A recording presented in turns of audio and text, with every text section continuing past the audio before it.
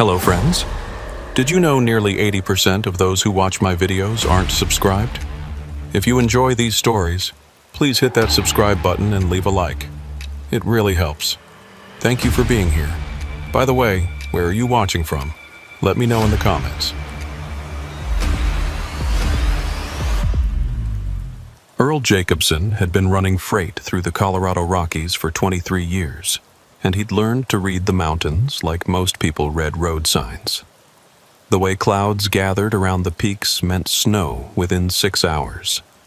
The particular shade of gray in the sky told you whether you were looking at a dusting or a blizzard. The sound the wind made when it cut through the passes could predict how bad visibility would get. That February morning, as Earl guided his battle-scarred Peterbilt up the approach to Vail Pass, every instinct he'd developed over 2 decades of mountain driving was screaming at him to turn around. The weather forecast had called for light snow, maybe 2 to 3 inches overnight. But the sky above him looked like something out of a disaster movie, heavy dark clouds that seemed to be pressing down on the mountains themselves. The wind was gusting hard enough to buffet his 80,000-pound rig, and the temperature had dropped 15 degrees in the past hour. Earl's CB radio crackled with chatter from other drivers, and none of it was good news. "Breaker 19. Anybody got eyes on conditions up ahead? This is southbound Sam, about 5 miles east of the summit." "Sam, this is Mile High Mike. Just came through the pass westbound about an hour ago. Snow's picking up fast, visibility dropping. I'd say you got maybe another hour before it gets nasty." "Copy that, Mike. How's the road surface?" "Still passable, but barely.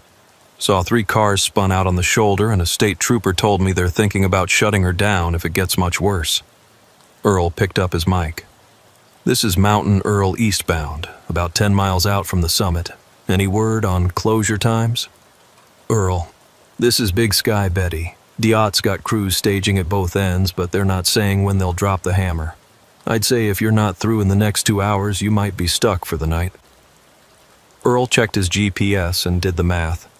At his current speed, accounting for the grade and weather conditions, he should be able to clear the pass with time to spare. But that was assuming conditions didn't deteriorate faster than expected.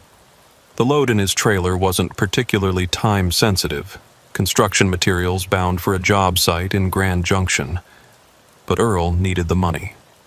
His ex-wife's medical bills from her cancer treatment had eaten through most of his savings, and his daughter was starting her sophomore year at Colorado State in the fall. The tuition payment was due in 3 weeks, and this load would put him just over the amount he needed. Earl had been an independent owner-operator for 15 years, ever since he'd saved enough to buy his first truck. It was a tough way to make a living. No steady paycheck, no company benefits, no backup when things went wrong. But it was his truck, his schedule, his decisions. When the economy was good, he could make decent money. When it was bad, he survived on determination and prayer. The Peterbilt he was driving had been his partner for 8 years. A 2016 model with 450,000 miles on the odometer. It wasn't pretty, but it was reliable. Earl had bought it used from a driver who was retiring, and he'd put every penny he could spare into maintaining it. New engine at 300,000 miles. Transmission rebuild at 400,000. Enough mechanical work to keep 3 shops in business. But mechanical reliability only went so far when you were dealing with Rocky Mountain weather in February. Earl passed a sign indicating 5 miles to the summit, and that's when he saw the first real warning sign. Coming down the eastbound lanes was a convoy of trucks with their hazard lights flashing, the universal signal for stay away. As they passed, Earl could see snow and ice coating their windshields and grills. He grabbed his CB mic again. "Eastbound convoy. This is Mountain Earl. What's it looking like up top?" The response came immediately. "Earl, this is Thunder Road Tom. Turn around, brother. Turn around right now. It's a whiteout up there, winds howling like a banshee, and the road's turning to ice faster than the plows can clear it." "How long you been coming down?" Started descent about 45 minutes ago. Took us an hour and a half to make it through the pass, and that was with chains on all wheels. It's getting worse by the minute. Earl felt his stomach tighten. Tom was a veteran mountain driver with 30 years of experience. If he was telling people to turn around, the conditions had to be genuinely dangerous. But Earl was already committed to the grade. The next place to safely turn around a tractor-trailer was miles behind him, and trying to back down a mountain highway in deteriorating weather would be suicide. Copy that, Tom. Thanks for the heads up. Earl, I'm serious. Find a place to hole up and wait this thing out. I've been driving these mountains since before you were born, and I've never seen conditions deteriorate this fast. The line went dead, leaving Earl alone with the sound of his engine and the increasing howl of the wind outside his cab. He passed another sign. Vale Pass Summit, 3 miles, chains required beyond this point. Earl pulled into the chain-up area and climbed down from his cab into what felt like the beginning of the end of the world. The wind hit him like a physical blow, driving snow into his face with enough force to sting. The temperature had to be below 0, and the wind chill was making it feel even colder. Earl had been through this routine hundreds of times over the years. Pull the tire chains out of the storage box, lay them out in front of the drive wheels, drive over them, hook them up, tighten them down. In good conditions, it took about 15 minutes. In weather like this, it felt like an hour. By the time Earl finished installing his chains, his hands were numb despite his heavy gloves, and ice was forming on his beard. The snow was falling so hard that he could barely see his own truck, let alone the road ahead. As Earl climbed back into his cab, he noticed something that made his heart skip a beat. There were other trucks in the chain-up area, but they weren't putting on chains. They were parked with their engines running and their hazard lights on. Drivers were standing outside their cabs talking in small groups, and their body language suggested they were having serious discussions about what to do next. Earl walked over to the nearest group. 3 drivers clustered around a map spread on the hood of a pickup truck. "Afternoon," Earl said. "You gentlemen waiting for the road to open?" One of the drivers, a heavy-set man with a gray beard, looked up. "Road's still open, far as we know. But we've been monitoring the CB traffic, and it sounds like hell up there. DOT's got crews trying to keep it clear, but they're fighting a losing battle." Another driver, younger with a nervous energy, shook his head. "I've got a load of electronics that's worth more than my truck. I'm not risking it in a whiteout." The third driver, who looked like he'd been driving trucks since before Earl was born, pointed to the map. "Thing is, there's nowhere else to go. You can't get to Grand Junction without going over a pass somewhere, and they're all getting hit by the same storm system." Earl studied the map. The old driver was right.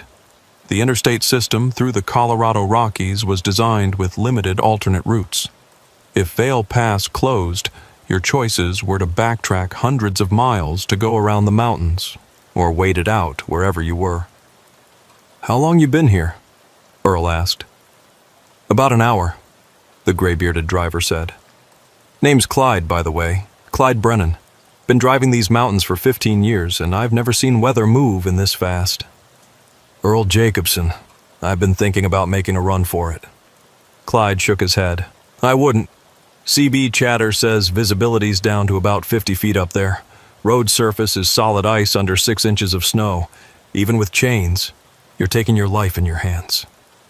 The younger driver looked at his watch. "I've got a delivery scheduled for tomorrow morning in Utah. If I don't make it, better to be alive and late than dead and on time," the old driver said flatly. "I've seen too many good drivers get themselves killed because they thought they could beat Mother Nature." Earl was about to respond when his CB radio crackled to life with an emergency broadcast. All units. This is Colorado Department of Transportation. Be advised that Highway I-70 westbound is now closed from Georgetown to Glenwood Springs due to extreme weather conditions. Repeat, I-70 westbound is closed.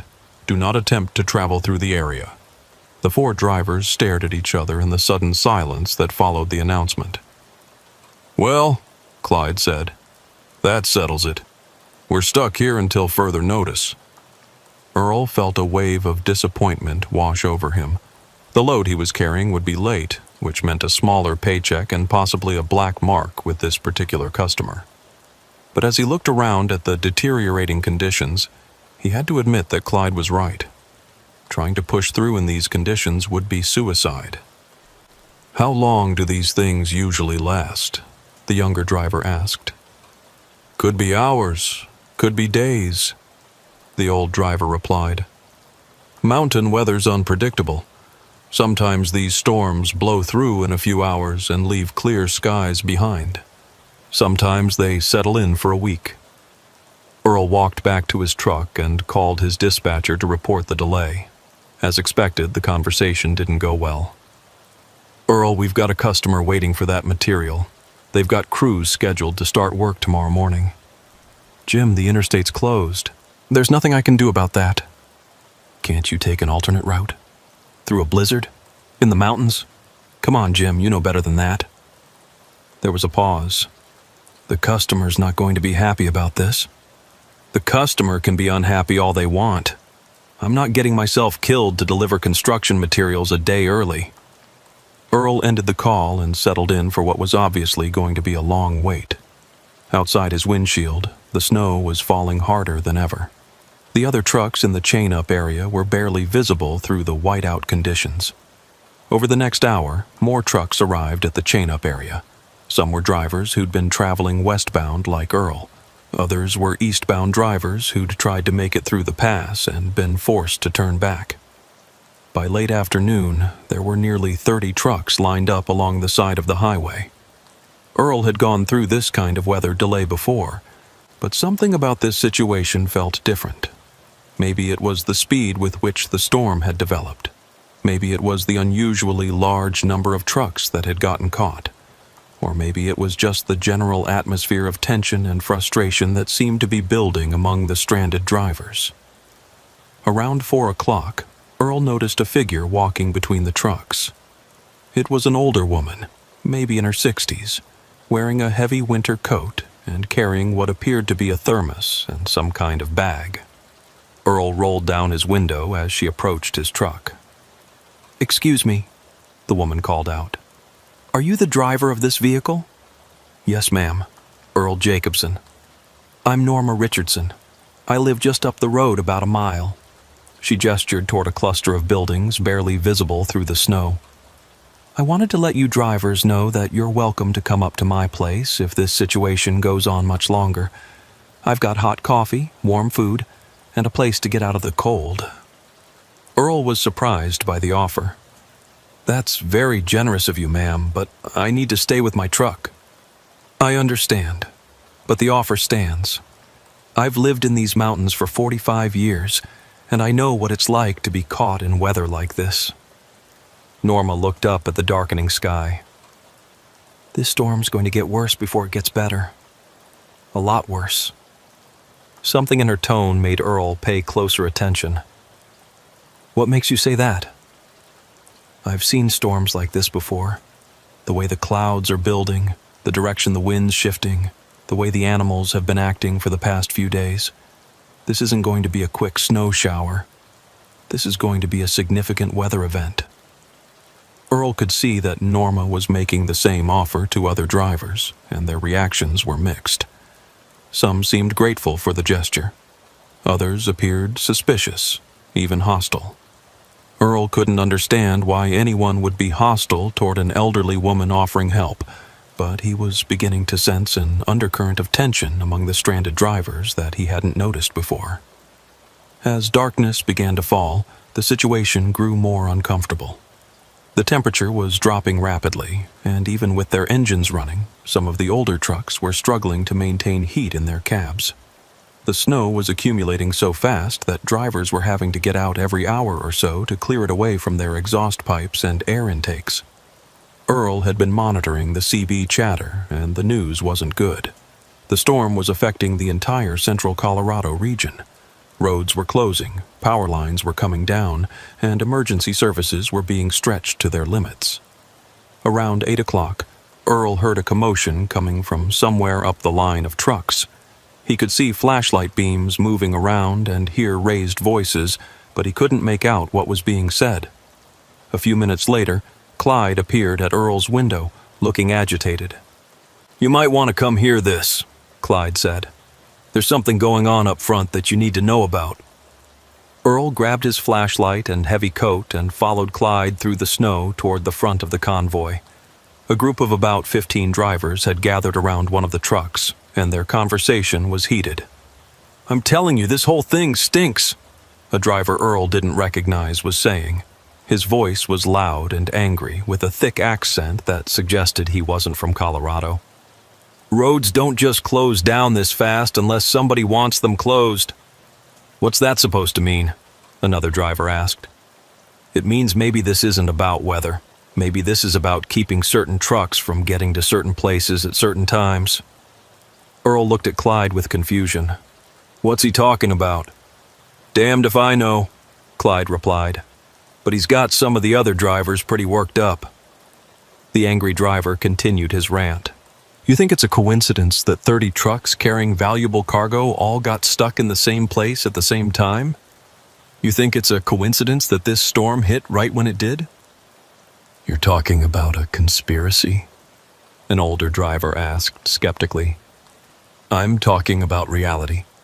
There's billions of dollars worth of cargo sitting on this highway right now, and we're all sitting ducks. No communication, no backup, no way to call for help." Earl could see that some of the drivers were actually nodding along with this conspiracy theory. The stress of being stranded, combined with the mounting financial losses, was making people look for someone to blame. "And what about that woman who came around earlier?" the angry driver continued. "How convenient that she just happened to show up offering help. How does she even know we're here? How does she know what kind of cargo we're carrying?" Earl felt his stomach tighten. The driver was talking about Norma, the woman who'd offered them shelter and hot coffee. Earl couldn't understand how anyone could see sinister motives in such a simple act of kindness. But as he looked around at the faces of the other drivers, Earl realized that paranoia was starting to spread through the group like a virus. These were men who were already under financial pressure, who were facing significant losses due to the delay, who were cold and tired and frustrated with their situation. And now someone was giving them a target for their anger. Earl was about to speak up in Norma's defense when the angry driver pointed directly at him. "You," the man said. "You talked to that woman. What did she want to know?" Earl felt every eye in the group focus on him. "She didn't want to know anything. She offered hot coffee and a warm place to wait out the storm." "That's what she told you. But what did she really want? What questions did she ask about your load, your destination, your schedule?" Earl thought back to his brief conversation with Norma. "She didn't ask about any of those things. She just offered help." "So you're working with her?" The accusation hit Earl like a physical blow. "What? That's insane. I never saw that woman before in my life." "Convenient story," the angry driver said. "Real convenient." Earl realized that the situation was spiraling out of control. Paranoia and frustration were feeding on each other, creating a toxic atmosphere that was turning neighbor against neighbor. And he was being targeted as some kind of conspirator simply because he'd been polite to an elderly woman offering assistance. "Look," Earl said, trying to keep his voice calm and reasonable.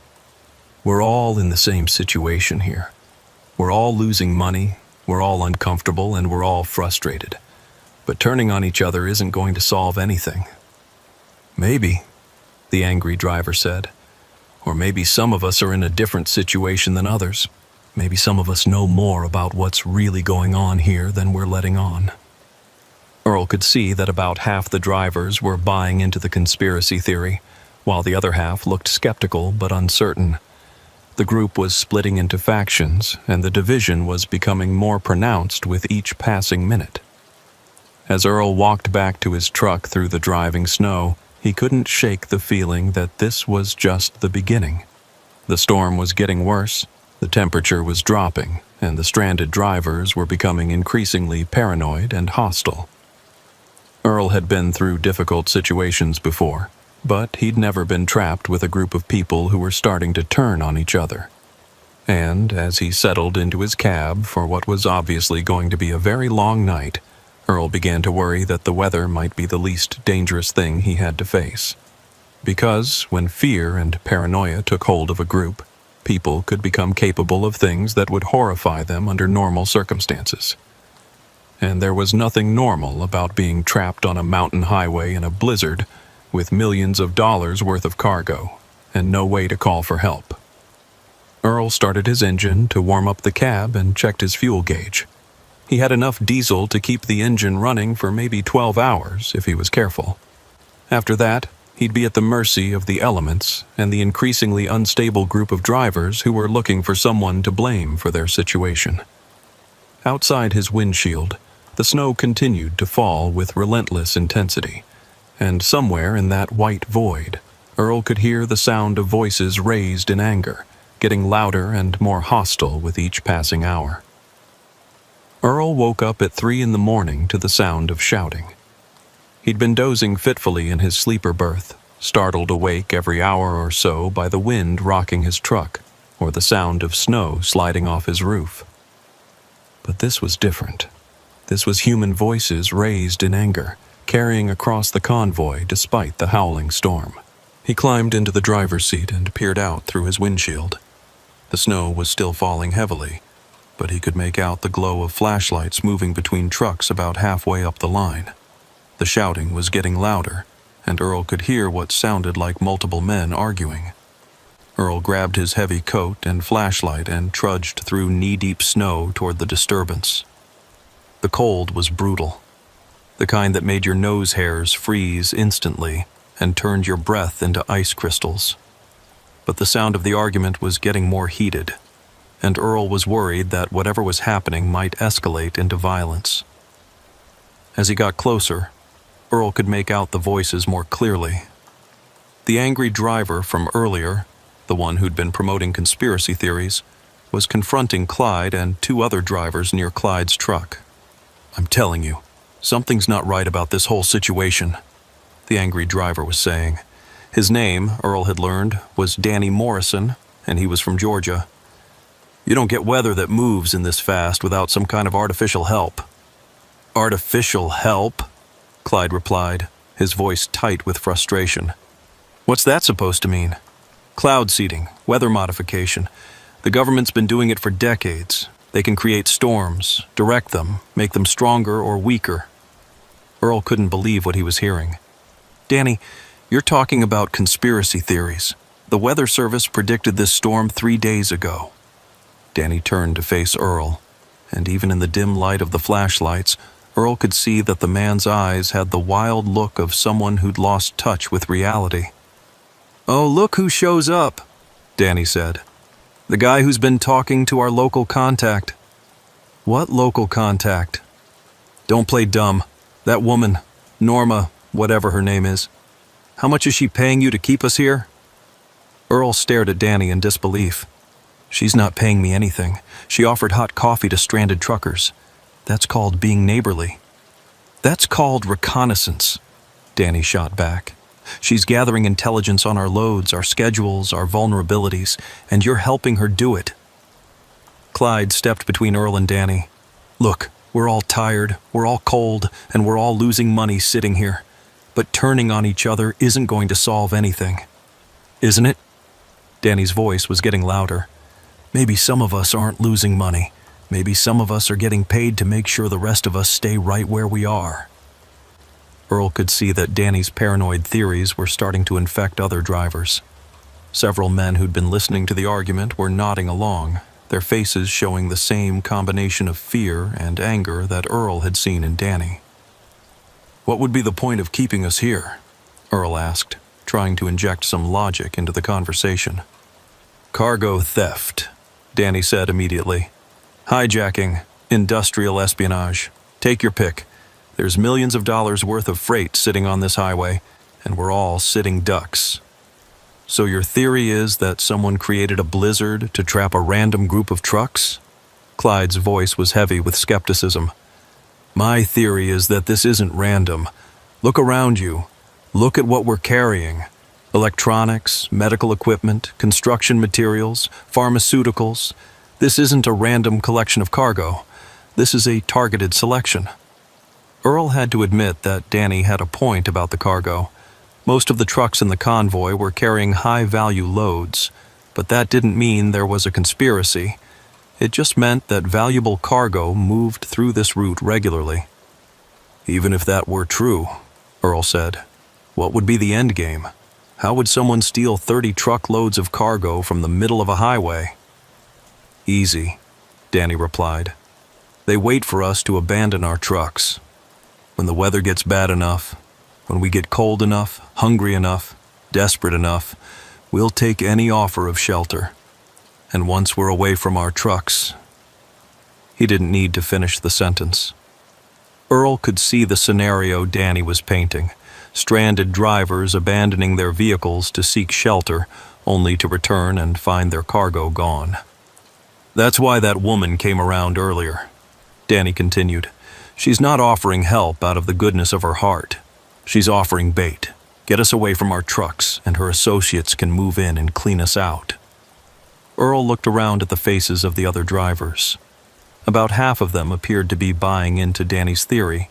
The other half looked skeptical, but uncertain. And that uncertainty was the most dangerous thing of all. What are you suggesting we do? Asked one of the drivers who'd been listening. We organize, Danny said. We set up watches. We make sure nobody leaves their truck unattended. And we keep a close eye on anyone who might be working with the locals. His gaze fixed on Earl as he said this last part. I'm not working with anyone, Earl said firmly. I'm just trying to wait out the storm like everyone else. That's what someone working with them would say, Danny replied. Earl realized that he was being set up as a scapegoat. In Danny's paranoid worldview, every piece of evidence could be interpreted as proof of conspiracy. Denying involvement just proved that Earl was part of the cover-up. This is insane, Clyde said. We're talking about an elderly woman who offered coffee to stranded drivers. How does that turn into a criminal conspiracy? Because that's how these operations work, Danny explained with the patience of someone talking to a child. They use locals to gain our trust, gather intelligence, get us to lower our guard. Then, when we're vulnerable, they move in for the kill. The kill? Earl couldn't believe Danny was talking about murder. You think cargo thieves care about leaving witnesses? You think they're going to let 30 truck drivers walk away after seeing their faces? Earl felt a chill that had nothing to do with the weather. Danny wasn't just talking about paranoid theories anymore. He was talking about genuine fear for their lives. Look, Earl said, trying to be the voice of reason. Even if there was some kind of conspiracy, what would be the point of discussing it out here in the open? If someone's watching us, if someone's listening to our conversations, then talking about it just tips them off. Unless, Danny said slowly, you're trying to find out how much we know. Unless you're trying to gauge our level of preparedness. Earl realized that Danny's paranoia had reached the point where any argument against the conspiracy theory became evidence of the conspiracy itself. There was no logic that could penetrate that kind of thinking. I'm going back to my truck, Earl said. This conversation isn't accomplishing anything. Running away, Danny called after him. Going to report back to your handlers? Earl ignored the taunt and trudged back through the snow to his Peterbilt. But as he settled into his cab, he could hear the argument continuing behind him, and it was getting louder and more heated. Over the next hour, Earl watched through his mirrors as the convoy divided into two distinct camps. Danny had gathered about 15 drivers around his truck, and they were clearly organizing some kind of defensive arrangement. The rest of the drivers had clustered around Clyde, and they seemed to be having a more rational discussion about their situation. But the division was becoming more pronounced with each passing minute. The two groups were eyeing each other with suspicion and hostility, and Earl found himself caught in the middle, trusted by neither side. Around 5 in the morning, Earl heard footsteps approaching his truck. He looked out to see Clyde trudging through the snow, looking exhausted and worried. "Mind if I come in for a minute?" Clyde asked. Earl unlocked his door and Clyde climbed into the passenger seat, bringing a gust of cold air and snow with him. "Things are getting ugly out there," Clyde said without preamble. "I noticed. What's Danny's group up to?" "They're setting up some kind of perimeter around their trucks. Posted guards, organized patrol schedules, acting like they're expecting an attack." Earl shook his head. "This is insane. We're stranded truckers, not soldiers." "I know that, and you know that. But Danny's got them convinced that we're sitting on a gold mine that someone's trying to steal. And once people believe that, they start seeing threats everywhere." Clyde was quiet for a moment, staring out at the snow. When he spoke again, his voice was troubled. "Earl, I think we need to be prepared for the possibility that this situation is going to get violent." "Violent how?" "Danny's group is armed. I saw at least 3 drivers with handguns, and one guy had what looked like a shotgun in his cab. They're talking about defending their property and protecting themselves from thieves." Earl felt his stomach drop. "Are you serious?" "Dead serious. And here's the thing that really worries me. They're not just paranoid about outside threats anymore. They're starting to suspect other drivers. Anyone who doesn't join their group, anyone who questions their theories, anyone who talks to outsiders. Like me. Like you. Danny's convinced that you're working with that woman, Norma, and some of the other drivers are starting to believe him." Earl stared out at the storm, trying to process what Clyde was telling him. What had started as a routine weather delay was turning into something dangerous and unpredictable. "What about your group?" Earl asked. "We're trying to stay rational, but it's getting harder. When you've got 15 armed men convinced that everyone else is the enemy, it makes you start thinking about self-defense. It makes you start questioning who you can trust." Clyde turned to look at Earl directly. "I want you to know that I don't believe Danny's theories. I think you're just a driver who got caught in bad weather, same as the rest of us. But Earl..." "What?" "Some of the guys in my group aren't so sure. They're starting to ask questions about why you were talking to that woman, why you seem so calm about being stranded, why you keep trying to talk people out of taking precautions." Earl felt like the ground was shifting under his feet. "So, you're saying both groups suspect me?" "I'm saying that paranoia is contagious. And once it starts spreading, it doesn't matter what the truth is. It only matters what people believe." Through his windshield, Earl could see movement in both camps. Danny's group was organizing some kind of patrol, with drivers taking turns walking the perimeter of their defensive position.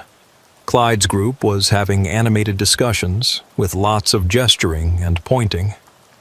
"What do you think I should do?" Earl asked. "I think you should be very careful. Stay in your truck as much as possible. Don't approach either group unless they approach you first. And Earl?" "Yeah?" "If shooting starts, get the hell out of here. Don't worry about your load. Don't worry about anything except getting yourself to safety." As Clyde climbed down from Earl's cab and trudged back toward his own group, Earl realized that he was trapped in something much worse than a blizzard. He was trapped with a group of people who were losing their grip on reality, who were armed and dangerous, and who were looking for someone to blame for their situation. And increasingly, that someone was him. Earl started his engine to warm up the cab and tried to figure out his options. He could try to leave the convoy and make his way to safety, but in these weather conditions, abandoning the group might be suicide. He could try to join one of the factions, but both sides already suspected him of being a traitor. Or he could stay where he was and hope that sanity would eventually prevail. But as Earl watched the two groups of drivers fortifying their positions and organizing their defenses, He had a sinking feeling that sanity was in very short supply, and that before this storm was over, people were going to die. The only question was whether he would be one of them. Dawn came gray and cold, with no let-up in the storm. Earl had managed maybe 2 hours of sleep, and he felt like hell. His back ached from sleeping in the driver's seat. His head was pounding from stress and dehydration, and his fuel gauge was showing less than a quarter tank. If the weather didn't break soon, he'd have to shut down his engine to conserve what diesel he had left. But fuel was the least of his problems. At around 7 a.m., Earl heard shouting again, but this time it was different. This wasn't the argumentative voices of the night before. This was fear, panic, people calling for help. Earl climbed out of his truck and immediately saw what was causing the commotion. About 200 yards up the highway, barely visible through the driving snow, was an overturned truck. It looked like someone had tried to leave the convoy during the night and had lost control on the icy road. Several drivers were already trudging through the snow toward the accident, carrying flashlights and what looked like emergency equipment. Earl grabbed his first aid kit and flashlight and joined them. The overturned truck belonged to one of the drivers from Danny's group, a young man from Texas who'd been hauling computer equipment. The cab was crushed on the driver's side, and there was diesel fuel leaking from the ruptured tank, creating a dark stain in the snow. "Is he alive?" someone called out. Clyde was on his hands and knees next to the wreckage, trying to see into the cab. "Can't tell. Can't get to him with all this twisted metal." Danny arrived with several of his followers, and Earl could see immediately that the accident had done nothing to dampen his paranoid theories. "This is what happens when people try to run," Danny announced to the crowd. "This is what they want. They want us scattered, confused, picking each other off one by one." "Who's they?" Clyde demanded. "The truck went off the road because visibility is zero and the pavement is solid ice. It's an accident, not an attack." "Is it? How do we know someone didn't sabotage his truck? How do we know someone didn't force him off the road?" Earl couldn't believe what he was hearing. A man was trapped in an overturned truck, possibly dying, and Danny was using it to promote his conspiracy theories. "We need to get him out of there," Earl said, kneeling next to Clyde to examine the wreckage. "Can we lift the cab enough to get him clear?" "Maybe," Clyde replied. "But we'd need at least 6 men, and even then it would be dangerous. If the truck shifts the wrong way, then we better be careful," Earl said. He turned to address the crowd. "I need volunteers. Strong backs and steady hands." About 8 drivers stepped forward, including 2 from Danny's group. But as they positioned themselves around the overturned truck, Danny grabbed one of his followers by the arm. "Don't help them," Danny said quietly, but loud enough for Earl to hear. "This could be a setup." Earl stared at Danny in disbelief. "A setup for what? The man's trapped." "Could be, or could be this is exactly what they want. Get us all in one place, distracted, focused on something else while they move in on our trucks." "You're insane," Earl said flatly. "Am I? Look around. How many of us are here? How many trucks are sitting unguarded back there?" Earl followed Danny's gesture and realized that nearly half the convoy had come to help with the rescue.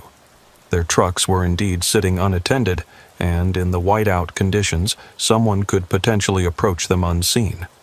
But Earl couldn't believe that anyone would be callous enough to use a man's suffering as a diversion for theft. "We're wasting time," Earl said. "Every minute we spend arguing is a minute this guy might be bleeding to death." Earl turned back to the volunteers who'd remained. "On 3, we lift together, slow and steady." The rescue attempt took nearly an hour. The truck was heavier than it looked, and the icy conditions made it difficult to get solid footing. But eventually they managed to lift the cab enough for Clyde to crawl inside and extract the driver. The young man was unconscious but alive, with what appeared to be a serious head injury and possibly internal bleeding. They carried him back to the convoy and put him in the warmest truck they could find, but it was clear he needed medical attention that none of them could provide. "We need to get him to a hospital," Earl said. How? Clyde asked. Roads are closed, phones don't work, and visibility is maybe 50 feet. Someone has to try. He's not going to make it if we just sit here. That's when Danny spoke up. Nobody's leaving this convoy. Not for any reason.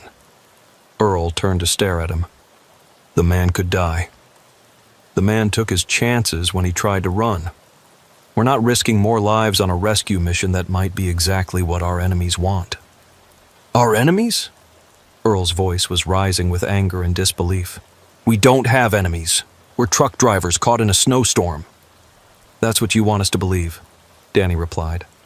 But some of us are starting to see the pattern. First, we get trapped by a convenient storm. Then someone comes around offering help, gathering intelligence. Then one of our people mysteriously tries to leave in the middle of the night and has a convenient accident. And now you want us to send more people away from the group. Earl could see that Danny's paranoid logic was starting to make sense to some of the other drivers. Fear and cold and frustration were making people susceptible to theories that would have seemed absurd under normal circumstances. What are you suggesting? Earl asked. I'm suggesting that everything that's happened since we got stuck here has been orchestrated, including this accident. You think someone forced that truck off the road? I think someone convinced the driver to leave. I think someone told him it was safe to go, that the roads were clearing, that help was waiting down the highway. And I think that someone is still among us. Danny's gaze fixed on Earl as he said this. You think I convinced him to leave? I think you've been working against this group from the beginning. I think you're part of whatever's happening here. Earl felt the crowd's attention focus on him, and he didn't like what he saw in their faces. Fear was turning to suspicion, and suspicion was turning to hostility. That's ridiculous, Earl said. I've been sitting in my truck all night, same as everyone else. Have you? Can anyone verify that? Can anyone prove you didn't sneak out, talk to that driver, convince him to make a run for it? Earl looked around at the faces surrounding him. These were men he'd been chatting with on the CB radio just 24 hours ago. Professional drivers with years of experience and usually solid judgment. But now they were looking at him like he was a dangerous criminal. This is insane, Earl said. You're all losing your minds. Are we? Danny stepped closer to Earl, and several of his followers moved with him. Or are we finally starting to see what's really going on here? Clyde positioned himself between Earl and Danny's group. Back off. Earl's not your enemy. How do you know? Danny demanded. How does anyone know? We're all strangers here. We don't know each other. We don't know each other's backgrounds. We don't know who might be working for the people trying to rob us. Because there are no people trying to rob us. Clyde's voice was loud with frustration. There's no conspiracy. There's no organized theft operation. There's just a bunch of truck drivers caught in bad weather. Then explain the timing, Danny shot back. Explain how a storm this severe developed this fast. Explain how 30 trucks carrying valuable cargo all got caught in the same place. Explain how that woman knew exactly where to find us. Earl realized that Danny had constructed a conspiracy theory that explained every aspect of their situation. In Danny's mind, nothing was accidental, nothing was coincidental, and everyone who disagreed with him was part of the plot. I don't have to explain anything, Earl said. Weather happens, storms develop, people get caught in bad situations. That's life. That's what they want you to think, Danny replied.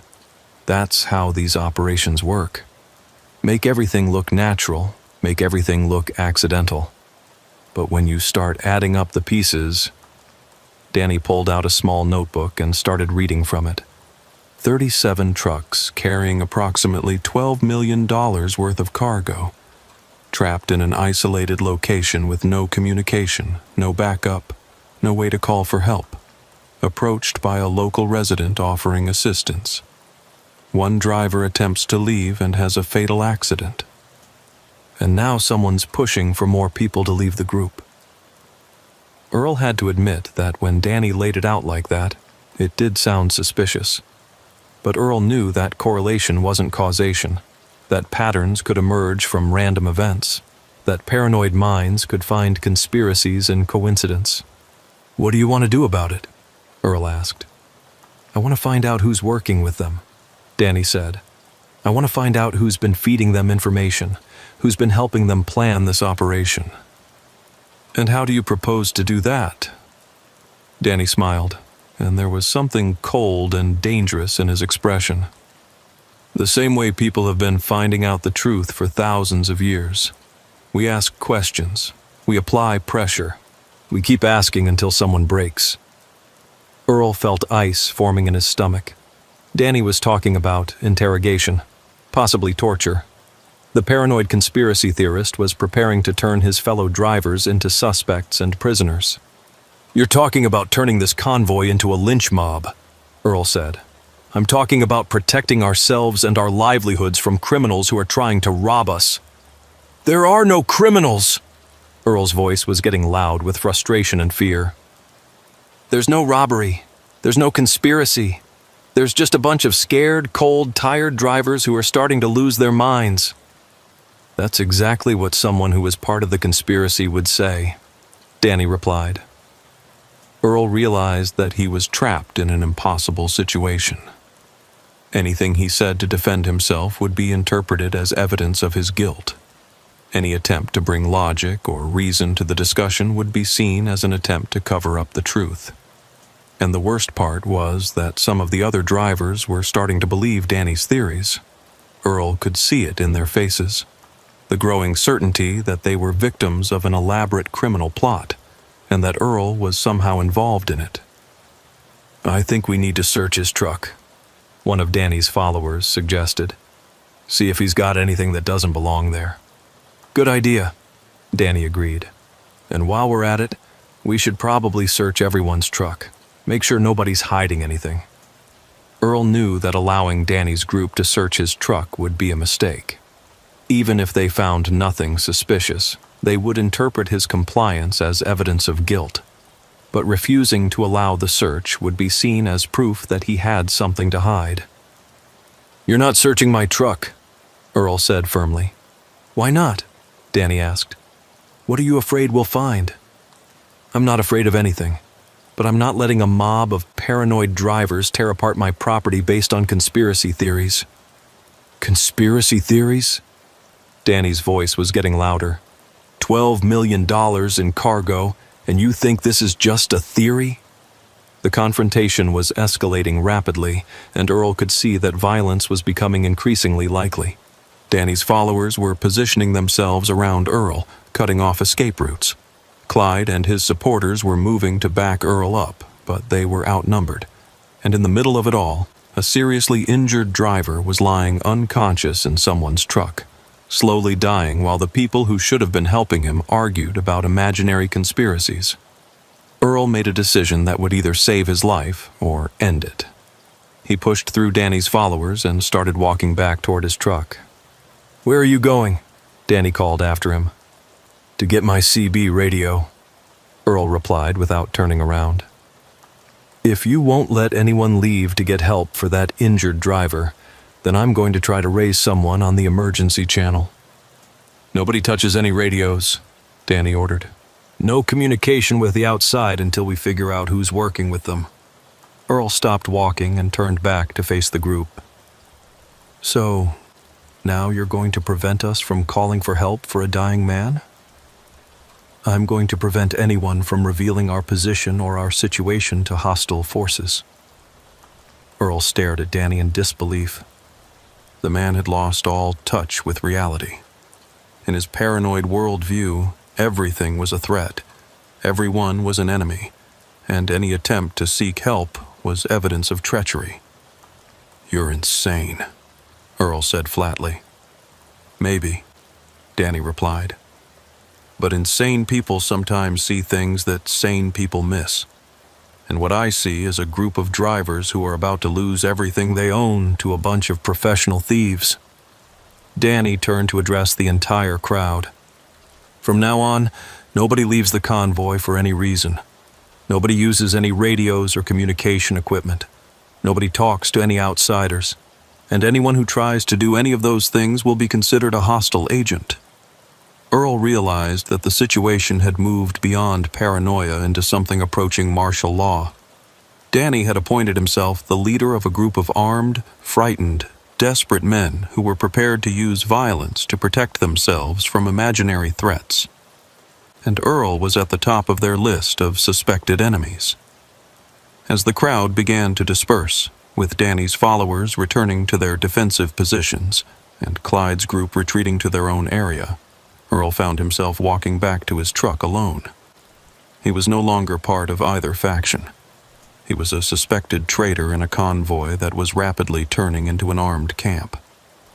And somewhere in the storm, an injured driver was dying while the people who could save him argued about conspiracies and searched for enemies that existed only in their own minds. Earl climbed into his truck and locked the doors, knowing that the thin metal and glass wouldn't protect him if the other drivers decided he was a threat that needed to be eliminated. But it was all the protection he had. Outside his windshield, the snow continued to fall with relentless intensity, and Earl couldn't shake the feeling that before the storm ended, blood was going to be spilled on the mountain highway. Earl spent the next few hours watching the convoy tear itself apart. Through his mirrors and windows, he could see Danny's group organizing patrols and setting up what appeared to be checkpoints around their trucks. Clyde's faction had pulled their vehicles into a defensive circle, and both groups were eyeing each other with increasing hostility. The injured driver from the overturned truck was still unconscious, and his condition was deteriorating. Earl had tried twice to approach the truck where they'd placed him, but both times he'd been turned away by armed guards who insisted he might be trying to finish the job. The paranoia had reached levels that would have been comical if they weren't so dangerous.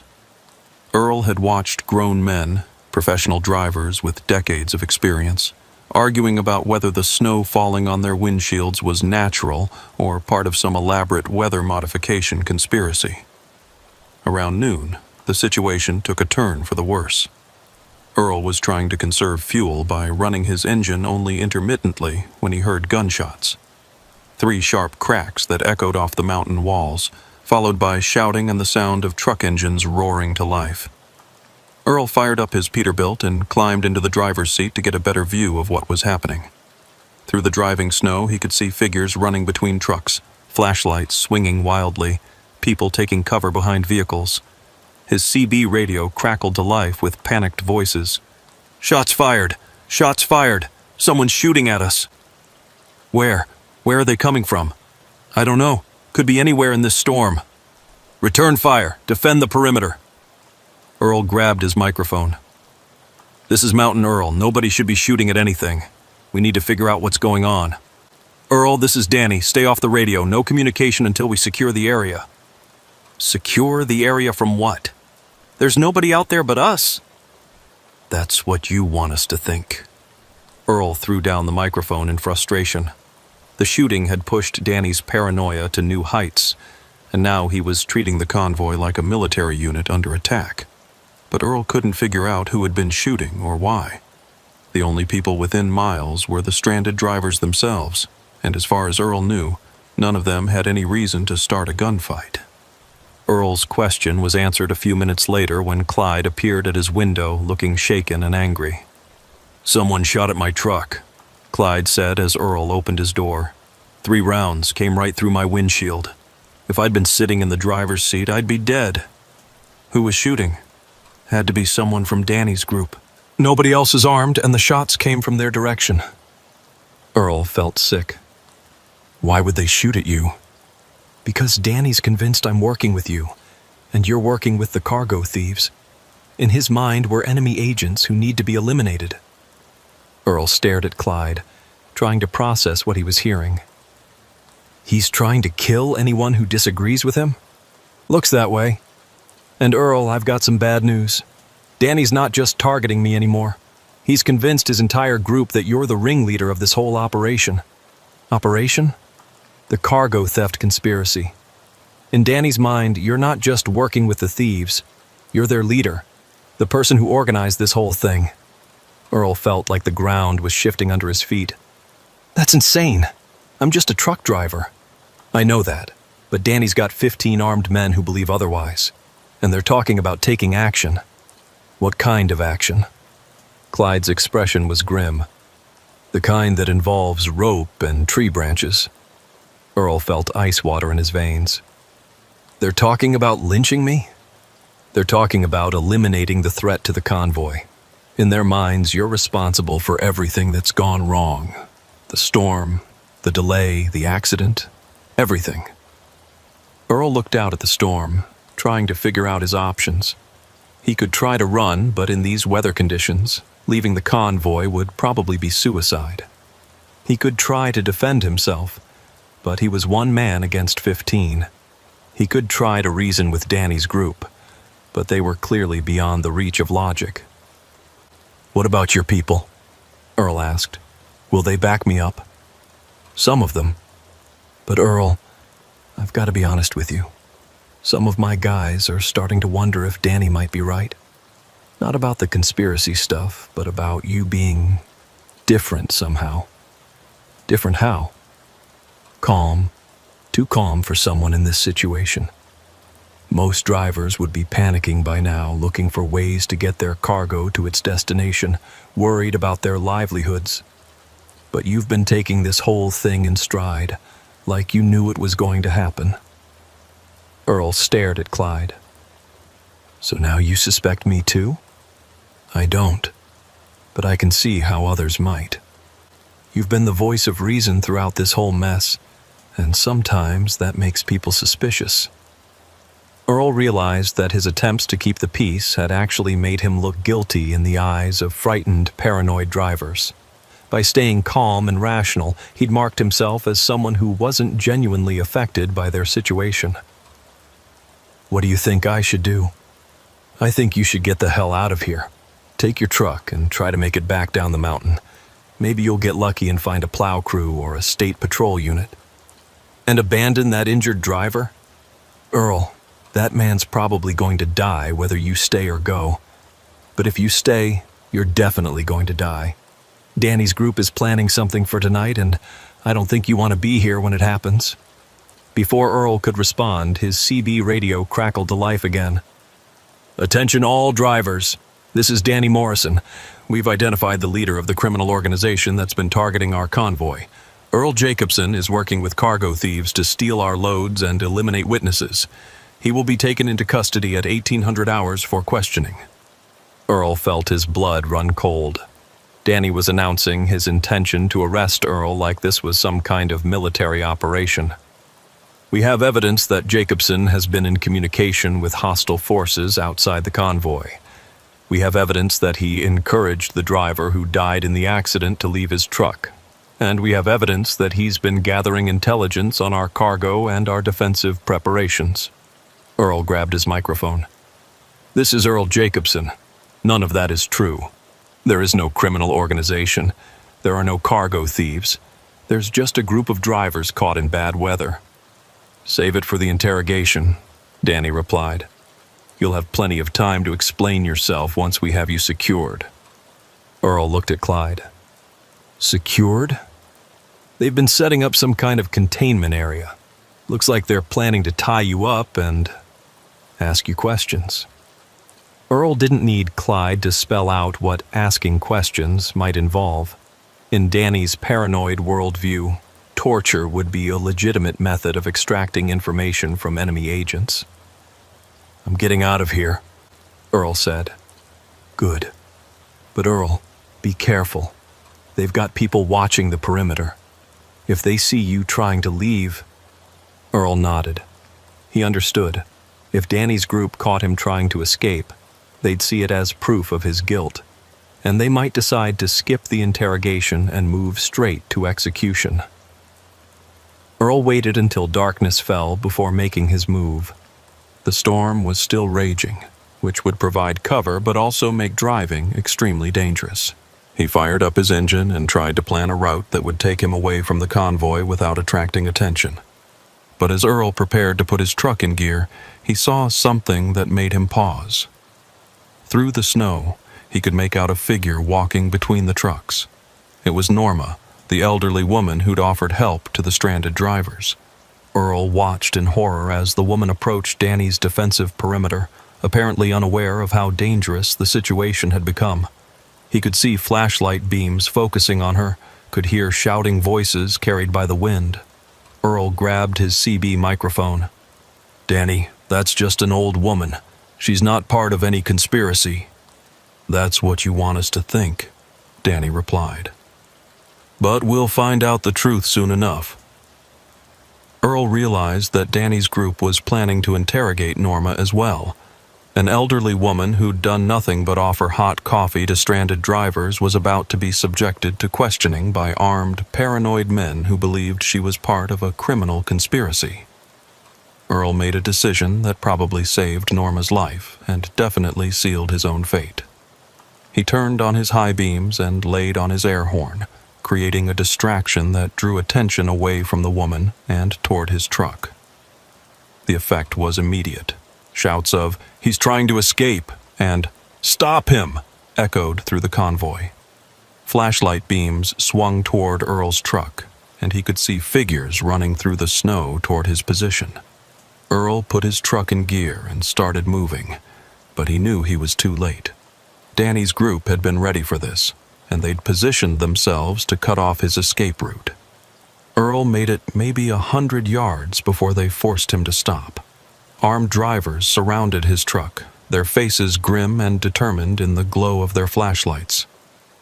"Get out of the truck!" Danny called out. "Now!" Earl knew he had no choice. If he tried to keep driving, they'd probably shoot him. If he stayed in the cab, they'd eventually find a way to get him out by force. Earl climbed down from his truck and immediately found himself surrounded by 15 armed men who looked at him like he was the most dangerous person they'd ever encountered. "Earl Jacobson," Danny said formally. "You're under arrest for conspiracy to commit theft, accessory to murder, and treason against this convoy." Treason? Earl couldn't believe what he was hearing. "You've betrayed your fellow drivers. You've put all of our lives at risk for money. And now you're going to tell us everything.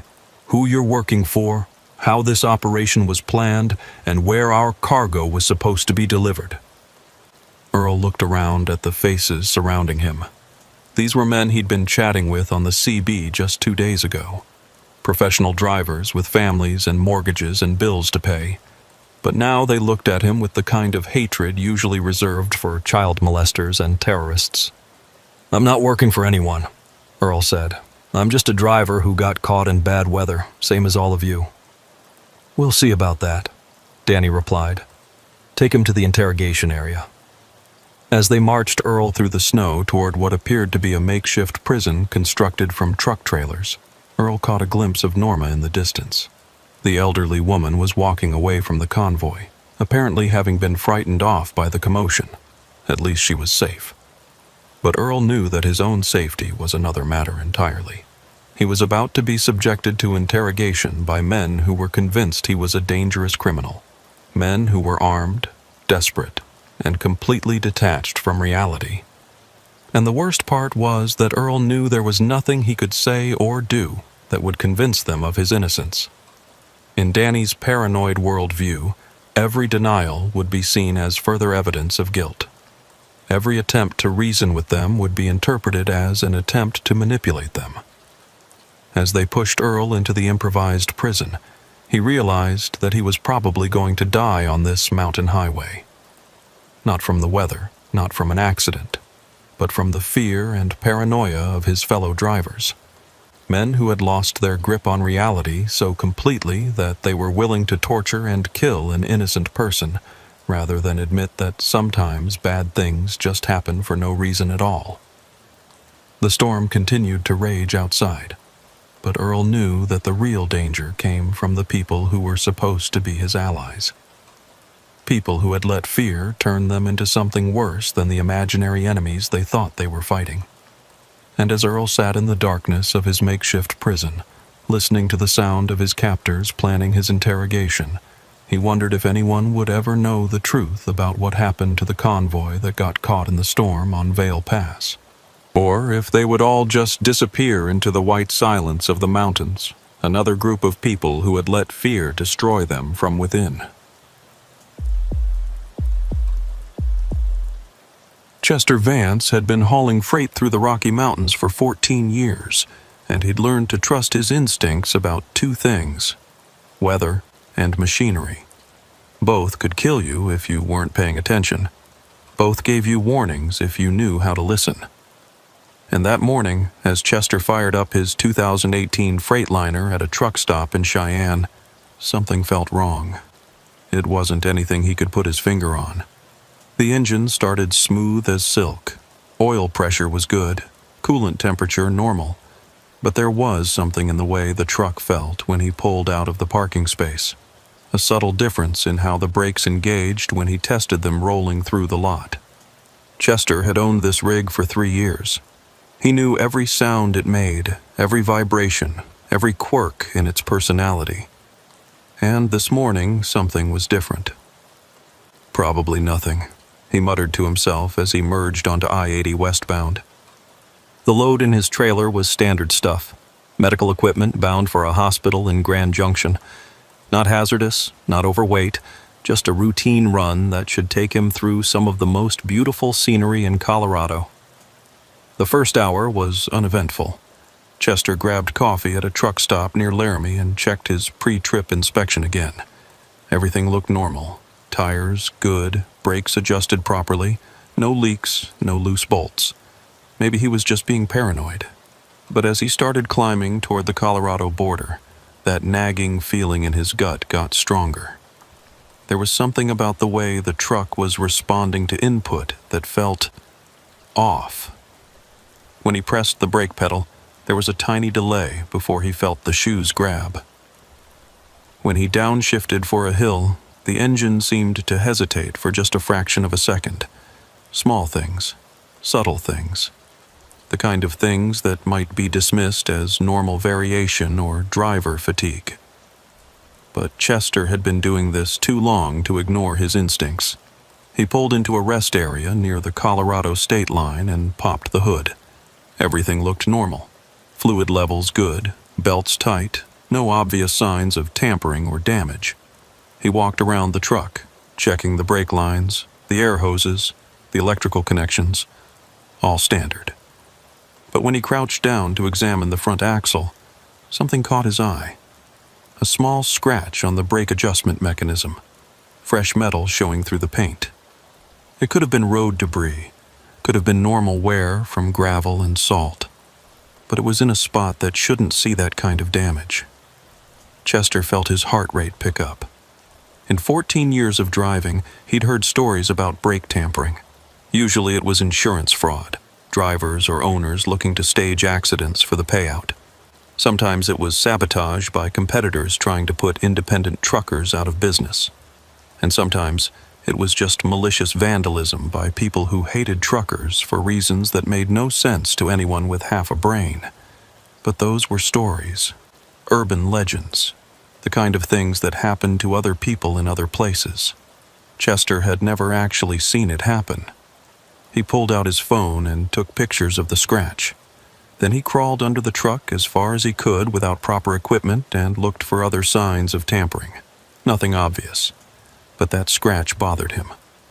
Chester climbed back into the cab and called Floyd's garage in Sterling, Colorado. Floyd Hutchins had been working on trucks for 30 years, and if anyone would know what to look for, it was him. "Floyd, it's Chester Vance. You got a minute?" "Chester, how's the road treating you?" "That's what I'm calling about. I think someone might have messed with my brakes." There was a pause. "That's a serious accusation, Chester. What makes you think that?" Chester described the subtle changes in brake feel, the scratch on the adjustment mechanism, his general sense that something was wrong with the truck. "Could be nothing," Floyd said. "Could be normal wear. But if you're worried about it, bring her in. I can do a complete brake inspection, check all the lines and components." "How long would that take?" "Couple hours if I drop everything else." But Chester, if you really think someone tampered with your brakes, you need to call the state patrol. That's attempted murder. Chester felt a chill that had nothing to do with the mountain air. Let me get to you first. Make sure there's really a problem before I start making accusations. Fair enough. I'll clear a bay for you. Chester ended the call and sat in the rest area for a few more minutes, trying to decide what to do. He was probably overreacting. The truck was running fine. The brakes seemed to be working normally, and that scratch could have a dozen innocent explanations. But as he prepared to pull back onto the highway, Chester noticed something else. A white pickup truck was parked at the far end of the rest area, and the driver appeared to be watching him through binoculars. When Chester looked directly at the truck, it quickly pulled away, heading east toward the Wyoming border. That could be innocent, too. Could be someone bird-watching, or checking out the scenery, or any number of harmless activities.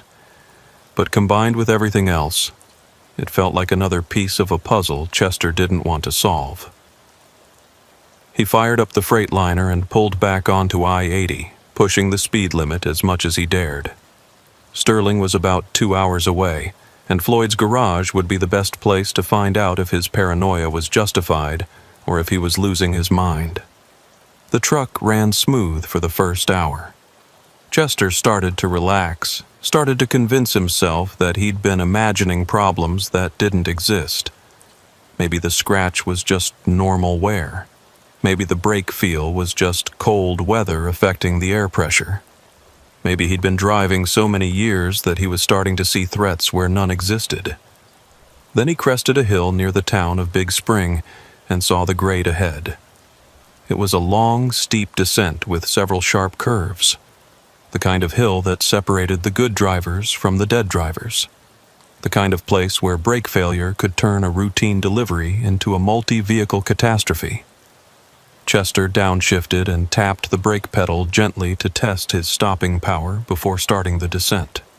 The pedal went straight to the floor. No resistance, no grab, no stopping power at all. Chester's blood turned to ice water. He grabbed the air brake valve and yanked it, hoping the emergency system would engage. Nothing. The gauge showed no air pressure in the system at all. The truck was accelerating down the grade, picking up speed with every second. Chester downshifted frantically, trying to use engine compression to slow down, but with a 40,000-pound load pushing from behind, it wasn't nearly enough. He looked at his speedometer. 50 miles per hour and climbing.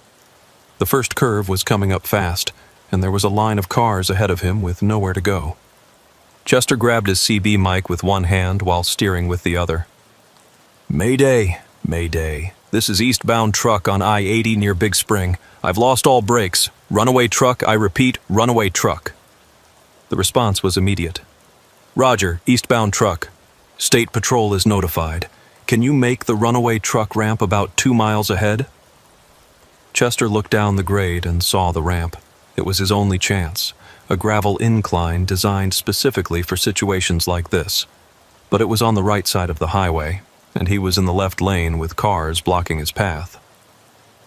I'm going to try, Chester said into the mic. Then he did something he'd never done in 14 years of driving. He laid on his air horn and started forcing his way through traffic. Cars scattered like startled birds. Some pulled onto the shoulder, others accelerated to get out of his way. One sedan swerved so hard to avoid him that it spun out on the shoulder, but Chester couldn't stop to check if anyone was hurt. He was doing 60 now, the truck shaking like it was coming apart, the engine screaming in low gear. The runaway ramp was coming up fast. Chester cut across 3 lanes of traffic, praying that his tires would hold and that no one would try to occupy the same space he needed. Cars were honking, people were gesturing, but everyone seemed to understand that this wasn't road rage or reckless driving. This was survival. Chester hit the runaway ramp, doing 55 miles per hour. The gravel and sand grabbed his wheels immediately, and the sudden deceleration threw him forward against his seatbelt hard enough to knock the wind out of him. The truck lurched and bucked as it plowed through the deep gravel, but it was slowing down. After what seemed like an eternity, the Freightliner finally came to a stop about 3/4 of the way up the ramp. Chester sat there for a moment, hands shaking, heart pounding, trying to process what had just happened. His brakes had failed, completely and catastrophically, on one of the most dangerous grades in Colorado. If that runaway ramp hadn't been there, if he hadn't been able to get across 3 lanes of traffic, if any number of things had gone differently, he would be dead right now, along with whoever had the misfortune to be in his path. Chester grabbed his phone and called Floyd. "Floyd, it's Chester. I need you to get out here right now. My brakes just failed completely on the Big Spring grade." "Jesus Christ, Chester, are you okay?" "I'm alive. Truck's stuck on the runaway ramp, but I'm alive. And Floyd, you were right. This wasn't an accident. Someone tried to kill me." Chester ended the call and leaned back in his seat, adrenaline still flooding his system. Through his side mirror, he could see state patrol cars approaching with their lights flashing. Soon there would be questions, investigations, paperwork. But right now, all Chester could think about was that scratch on his brake adjustment mechanism. Someone had done this to him. Someone had deliberately sabotaged his truck, knowing that he would be driving through some of the most dangerous terrain in the country. Someone had tried to murder him and anyone unlucky enough to be on the road when his brakes failed. But who? And why? Chester was about to find out that those were very dangerous questions to ask. The state patrol arrived first, followed by an ambulance and a fire truck. Chester climbed down from his cab on shaky legs and was immediately surrounded by emergency personnel checking him for injuries. He was bruised from the seatbelt and shaken from the experience, but physically unharmed. Officer Martinez, a young state trooper with sharp eyes and a no-nonsense attitude, took charge of the scene. "Mr. Vance, I need to know exactly what happened here." Chester described the brake failure, the loss of air pressure, the terrifying descent down the grade. As he spoke, he could see other officers examining his truck, taking photographs, making notes. "Had you noticed any problems with the brakes before today?" Officer Martinez asked. "Just some subtle changes in feel. That's why I was heading to Floyd's garage in Sterling. I wanted to have them checked out." "Any enemies? Anyone who might want to hurt you?" Chester shook his head. "I can't think of anyone. I'm just an independent owner-operator trying to make a living." Floyd arrived about 45 minutes later with his heavy-duty tow truck. Chester watched as the mechanic crawled under his Freightliner, examining the brake system with a flashlight and a practiced eye. After about 10 minutes, Floyd emerged, his face grim. "Chester, you need to see this." Floyd led him and Officer Martinez to the front of the truck and pointed to the brake lines. "Someone cut these, not completely. That would have been too obvious. They made small incisions, just deep enough to weaken the lines so they'd fail under pressure." Chester felt sick. How long would something like that take to fail? "Depends on how much braking you did, how hot the lines got, how much pressure you put on the system. Could be hours, could be days. But on a grade like the one you just came down?" Floyd shook his head. "That was exactly what they were counting on." Officer Martinez was already on her radio, calling for additional units and a forensics team. "Mr. Vance, this is now a criminal investigation. Someone tried to kill you. We need to figure out who had access to your truck and when this sabotage could have occurred." Chester thought back over the past 24 hours. "I parked at the Pilot truck stop in Cheyenne last night around 8. Slept in the sleeper, got up around 5, left around 6. Anyone approach you? Any unusual incidents?" Chester was about to say no when he remembered something. "There was another driver there. Guy named Virgil something. He was having brake problems too. Asked if I knew a good mechanic in the area." Floyd looked up from where he was examining the damaged brake lines. "What did this Virgil look like?" "Big guy, maybe 6'4", probably 300 pounds. Bald head, bushy gray beard. Drove an older Peterbilt, dark blue. Had some kind of accent, maybe Southern." Officer Martinez was writing quickly. "Did you two have any kind of disagreement?" "Not exactly, but..." Chester tried to remember the conversation. He seemed to know a lot about my business, asked what I was hauling, where I was going, what route I was taking. I thought he was just making conversation, but now it sounds like he was gathering intelligence, Floyd finished. But why? Chester asked. I don't even know the guy. Why would he want to hurt me? Officer Martinez closed her notebook. That's what we're going to find out. I'm going to need you to come to the station and give a formal statement. And I'm calling in a forensics team to go over your truck completely. What about my load? I've got medical equipment that needs to be in Grand Junction tomorrow. The load is evidence now, the trooper said. Nothing moves until we've processed everything. Chester felt a wave of frustration wash over him. Not only had someone tried to kill him, but now his livelihood was on hold indefinitely. The hospital would cancel the contract. His dispatcher would find other drivers for future loads. Word would get around that Chester Vance was the kind of driver who couldn't make his deliveries on time. How long? Chester asked. Could be days, could be weeks. Depends on what we find. As Chester stood there watching the forensics team process his truck, he couldn't shake the feeling that this was just the beginning. Someone had tried to kill him once. They would probably try again. And the only person who might have answers was a man who could very well be the one trying to kill him in the first place. Chester's phone buzzed with a text message from an unknown number. Heard about your brake failure on the CB. Hell of a thing.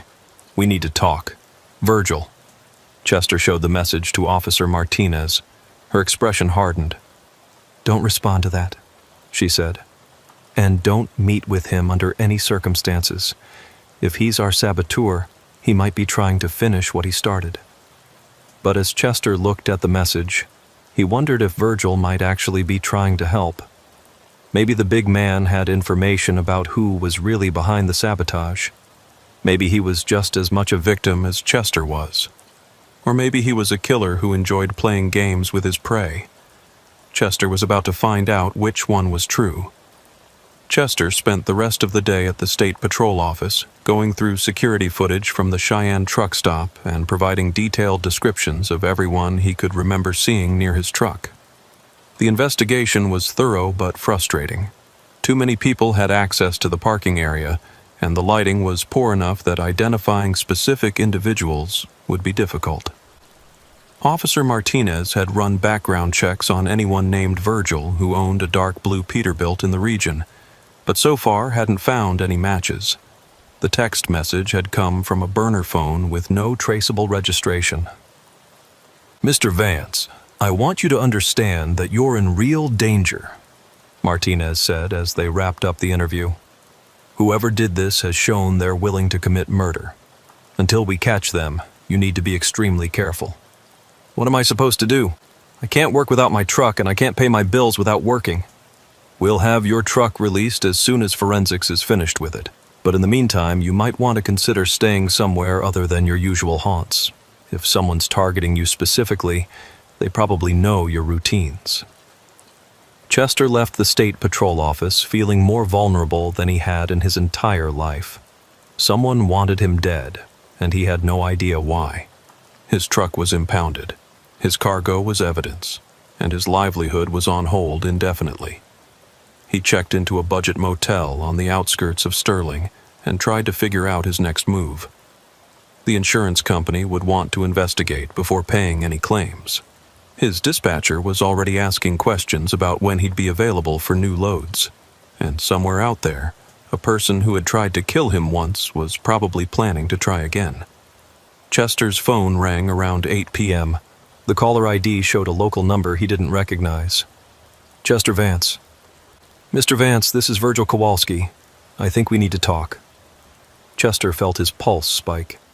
Against his better judgment and Officer Martinez's explicit instructions, he found himself curious about what Virgil had to say. I'm listening. Not over the phone. Too easy for people to listen in. You know the Flying J truck stop on Highway 14? Meet me there in an hour. Come alone, and don't tell the State Patrol about this call. Why would I do that? For all I know, you're the one who sabotaged my brakes. If I wanted you dead, Mr. Vance, you'd already be dead. I had access to your truck all night in Cheyenne. Could have done a lot worse than weakening your brake lines. The logic was sound, but Chester still felt uneasy. What do you want to talk about? About why someone's targeting independent drivers in this region, about why your brake failure wasn't random, and about why you and I might both be in more danger than you realize. The line went dead. Chester stared at his phone, weighing his options. He could call Officer Martinez and report the contact. He could ignore Virgil's request and hope the State Patrol investigation would eventually identify the real saboteur. Or he could take a calculated risk and see what Virgil had to say. Chester made his decision. He grabbed his jacket and headed for the Flying J. The truck stop was busy for a weeknight, with dozens of big rigs parked in the back lot and a steady stream of drivers coming and going from the restaurant and convenience store. Chester found Virgil's dark blue Peterbilt parked in a relatively isolated corner and approached cautiously. Virgil climbed down from his cab as Chester approached. In person, the man was even more imposing than he'd seemed in Cheyenne, well over 6 feet tall and built like a linebacker, but his expression was more worried than threatening. "Thanks for coming," Virgil said. "I wasn't sure you would." "I'm here. Now what's this about?" "Get in my cab. Easier to talk without half the truck stop listening in." Chester hesitated. Getting into Virgil's truck would put him at a serious disadvantage if the big man had hostile intentions. But he'd come this far, and backing down now wouldn't get him any answers. Chester climbed into the passenger seat of Virgil's truck. The cab was neat and organized, with personal photos taped to the dashboard and a small arsenal of CB radios and communication equipment. "Before we start," Virgil said, "I need you to understand something. I didn't sabotage your brakes. I wouldn't do that to a fellow driver, and I sure as hell wouldn't risk killing innocent people on the highway. So why did you want to talk to me in Cheyenne? Why all the questions about my cargo en route?" "Because I was trying to figure out if you were a target. See, Mr. Vance, what happened to you today wasn't random. Someone's been systematically targeting independent drivers in this region for months." Virgil pulled out a folder filled with newspaper clippings and printed emails. "Look at this. 7 brake failures in the past 6 months, all involving independent owner-operators, all on dangerous mountain grades. 3 drivers died. 2 were seriously injured. Only you and 1 other guy managed to make it to runaway ramps." Chester studied the clippings. The pattern was clear and disturbing. All the incidents involved similar circumstances: brake failure on steep grades, trucks carrying valuable cargo, independent drivers with no corporate backing. "Why independent drivers?" Chester asked. "Because we're vulnerable. We don't have big companies with legal departments and investigators backing us up. When something happens to us, it gets written off as mechanical failure or driver error. Nobody digs too deep. But why target us at all?" Virgil's expression darkened. "Because someone's stealing our cargo. Think about it. Your truck fails on a dangerous grade. You either die or get seriously injured. The truck gets towed to an impound lot or salvage yard. During all the confusion, it would be easy for someone to swap out cargo or just make it disappear entirely." Chester felt sick. "You think this is about cargo theft?" "I think it's bigger than that. I think someone's using sabotage to create opportunities for theft, and they don't care how many drivers they kill in the process." Virgil showed Chester another set of documents. "I've been tracking the cargo that disappeared from those 7 brake failures. Medical equipment, electronics, pharmaceuticals, all high-value stuff that would be easy to resell on the black market. Total value? Close to $2 million. "Jesus! Have you taken this to the police?" "I tried. They said it was all circumstantial evidence. Could be coincidence. Could be mechanical failures. Could be driver error." Virgil's voice was bitter. "They're not going to believe there's a conspiracy until someone hands them a confession and a pile of bodies." Chester studied the documents more carefully. What makes you think I was specifically targeted? Your cargo manifest. Medical equipment worth over $200,000. That's exactly the kind of high-value load these people go after. Virgil leaned forward. And here's the thing that really bothers me. Your brake lines were cut professionally. Whoever did it knew exactly how to weaken them so they'd fail under stress, but not immediately. That takes knowledge and experience. So we're looking for someone with mechanical expertise. We're looking for someone with access to trucks, knowledge of brake systems, and connections to black market cargo buyers. Could be a mechanic, could be a tow truck operator, could be someone who works at truck stops or impound lots. Chester felt a chill. Floyd Hutchins examined my truck. He's the one who identified the sabotage. I know Floyd. Good man. Been working on trucks for 30 years. But think about it. Who would be in a better position to sabotage trucks than a mechanic who drivers trust? The thought was disturbing, but Chester couldn't dismiss it entirely. Floyd had certainly had opportunities to sabotage trucks over the years, and his expertise would make him capable of the kind of professional job that had been done on Chester's brake lines. I can't believe Floyd would do something like this. Maybe not, but we need to consider all possibilities. Virgil started his engine. There's something else I want to show you, another piece of the puzzle. They drove through Sterling to an industrial area on the outskirts of town. Virgil parked behind a row of warehouses and pointed to a building about a block away. That's Mountain States Recovery, Virgil said. They handle most of the truck towing and impound work in this area. 3 of the 7 brake failure incidents I've been tracking. The trucks were towed there. Chester could see several semi-trailers parked in the lot behind the building. So I did some checking. Mountain States Recovery is owned by a company called Front Range Logistics.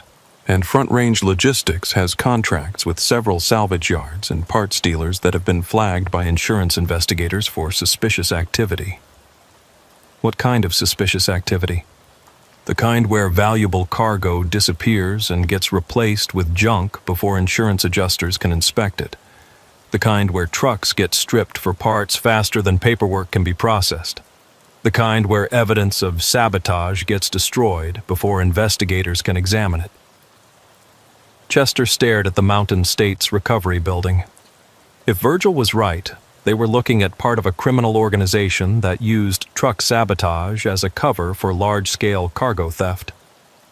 Have you shared this information with the State Patrol? I tried. They said I needed more evidence, said they couldn't investigate based on suspicions and coincidences. Virgil's voice was frustrated. That's why I wanted to talk to you. You're fresh evidence. Your case might be the one that finally gets them to take this seriously. Chester pulled out his phone. I'm calling Officer Martinez. She needs to know about this. Wait. Virgil grabbed Chester's wrist.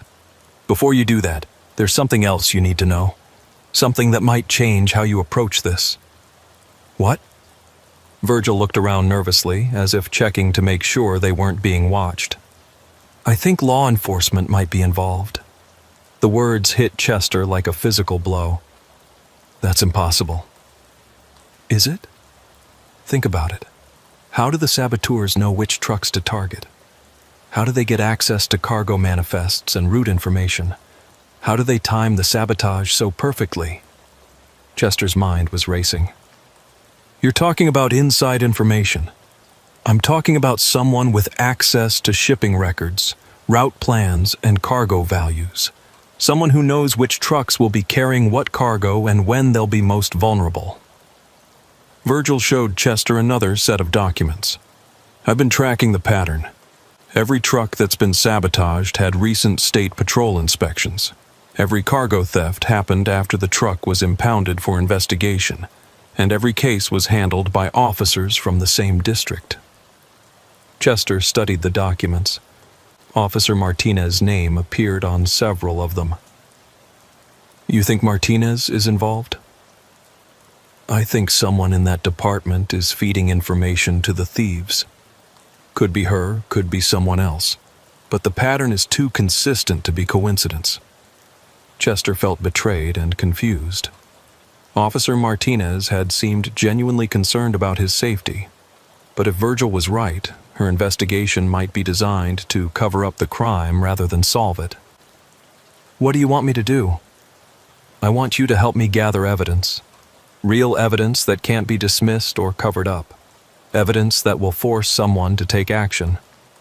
How? By playing along with their game. See, I think they're going to try to recruit you. Chester stared at him. What do you mean? Think about it. Your cargo is gone, your truck is impounded, you're facing potential lawsuits and insurance problems. Right about now, you're probably feeling pretty desperate and angry at the system. Chester had to admit that Virgil was right. He was facing financial ruin through no fault of his own. That's exactly when someone's going to approach you with an offer, Virgil continued. Money to look the other way when certain shipments get lost during investigations. Maybe provide some inside information about other drivers, other loads. Small stuff at first, nothing that seems too criminal. And you want me to go along with it? I want you to gather evidence. Names, procedures, who's really in charge. And when we have enough to blow this thing wide open, we take it to the FBI. Chester felt like he was being asked to walk through a minefield blindfolded. But if Virgil was right about the scope of the conspiracy, it might be the only way to stop it. This is crazy, Chester said. This is survival, Virgil replied. Because if we don't stop them, you're going to have another accident real soon, and next time, they might not leave anything to chance. As they drove back toward the truck stop, Chester couldn't shake the feeling that he was already in deeper than he wanted to be. But turning back now might mean letting killers continue to prey on drivers like himself, and it might mean that his next trip through the Rocky Mountains would be his last. Chester didn't have to wait long for Virgil's prediction to come true. The call came 2 days later while he was sitting in Floyd's waiting room, hoping to get his truck released from the State Patrol impound lot. Mr. Vance, this is Detective Harrison with the Colorado Bureau of Investigation. I'd like to meet with you this morning to discuss your case. Chester felt his pulse spike. This wasn't Officer Martinez calling with an update. This was someone entirely new, from a different agency. I already gave a statement to the State Patrol. I know. That's part of what I want to discuss. There have been some developments in your case that might affect your situation. Could you meet me at Murphy's Diner on Main Street, say 10 a.m.? Chester agreed and hung up, immediately calling Virgil's number. The big man answered on the first ring. They made contact, Chester said quietly. Someone calling himself Detective Harrison from CBI wants to meet with me. That was fast. They must be feeling pressure from the State Patrol investigation. Virgil's voice was tense. Remember what we talked about. Listen to what they have to say, but don't commit to anything, and try to get names, details, anything we can use as evidence. Chester drove to Murphy's Diner feeling like he was walking into a trap. Detective Harrison was already there when he arrived. A well-dressed man in his 40s with the kind of confident bearing that came from years of getting people to do what he wanted. Mr. Vance, thank you for coming. Harrison gestured to the booth across from him. I'll get straight to the point. We have reason to believe that your brake failure wasn't random. Chester tried to keep his expression neutral. Officer Martinez already told me it was sabotage. Yes, but what Officer Martinez doesn't know is that your incident is part of a much larger pattern. We've been investigating a criminal organization that's been targeting independent truckers throughout the region. Harrison pulled out a tablet and showed Chester what appeared to be law enforcement intelligence reports. Someone with access to shipping manifests and route information has been selling that data to cargo thieves. Your truck was sabotaged to create an opportunity for theft. This was exactly what Virgil had predicted, but hearing it from someone claiming to be a federal investigator made it feel more real and more frightening. What does this have to do with me? We need your help to identify the people responsible. See, we believe the criminal organization is going to try to recruit you. Chester felt a chill. Recruit me for what? They need inside information. Shipping schedules, cargo manifests, route plans. They approach drivers who are in financial trouble and offer them money to provide that information. Small amounts at first, nothing that seems too criminal. Harrison leaned forward. Mr. Vance, your brake failure has put you in exactly the position these criminals look for. You're facing financial problems, your reputation in the industry is damaged, and you probably feel angry at the system that's failed to protect you. And you want me to pretend to go along with it? I want you to actually go along with it. Take their money, provide carefully selected information that will give you and help us identify the key players in their organization. Harrison slid a business card across the table. In exchange, we can make your current problems disappear. New truck, clean record, and substantial compensation for your cooperation with our investigation. Chester stared at the card. What kind of compensation? $50,000 plus full replacement value for your current truck and trailer. We can also ensure that this incident doesn't affect your insurance rates or your ability to get financing for future equipment. It was a generous offer. More than generous. The kind of offer that could solve all of Chester's immediate financial problems and set him up for future success. And if I refuse? Harrison's expression didn't change, but his tone became slightly cooler. Then you're on your own. No protection from future attacks, no help with your insurance problems, and no way to prove your innocence if these criminals decide to frame you for insurance fraud. The threat was subtle but clear. Chester could cooperate and profit, or he could refuse and face the consequences alone. I need time to think about it. Of course, but don't take too long. Our intelligence suggests that the criminal organization will be making contact with you soon. If you take their deal instead of ours... Harrison shrugged. Well, let's just say that criminal organizations don't offer retirement plans. Chester left the diner feeling more confused than ever. Harrison's story matched what Virgil had told him about a cargo theft conspiracy, but it also conflicted with Virgil's warning about law enforcement involvement. Was Harrison legitimate? Was he part of the conspiracy? Or was he something else entirely? Chester called Virgil and arranged to meet at a different truck stop, this one outside of Sterling. When he arrived, the big man was pacing next to his truck, clearly agitated. How did it go? Virgil asked. Chester described the meeting, Harrison's offer, and the subtle threats that came with it. $50,000, Virgil said thoughtfully. That's a lot of money for cooperation with a federal investigation. You think it's legitimate? I think it's exactly what I was afraid of. Virgil pulled out his phone and showed Chester a search result. There's no Detective Harrison with the Colorado Bureau of Investigation. I checked their website, called their main number. They've never heard of him. Chester felt his stomach drop. So he's fake. He's something, but he's not CBI. Either he's part of the cargo theft ring or he's working for someone who wants to control the investigation before it gets too close to the truth. What do I do? You play along. Take the meeting with whoever contacts you next, but remember that nothing they tell you can be trusted, and whatever you do, don't let them know you're suspicious. Chester was about to respond when his phone buzzed with a text message. The number was blocked, but the message was clear. Need to talk. Truck stop on Highway 34, midnight. Come alone. F. Chester showed the message to Virgil. F? You think that's Floyd? Virgil's expression darkened. Could be. Or it could be someone using Floyd's initial to get you to trust them. Only one way to find out. Chester, this is getting dangerous. If Floyd's involved in this conspiracy, meeting with him could be a death sentence. And if he's not involved, he might have information that could help us expose the real criminals. Chester made his decision. I'm going. Then I'm following you. If this goes bad, you'll need backup. That night, Chester drove to the truck stop on Highway 34, a small operation that catered mostly to local traffic. Floyd's pickup truck was already there, parked in the shadows away from the main building. Chester parked nearby and approached on foot.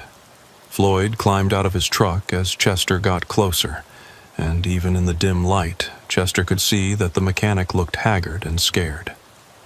Chester, thank God you came. We need to talk.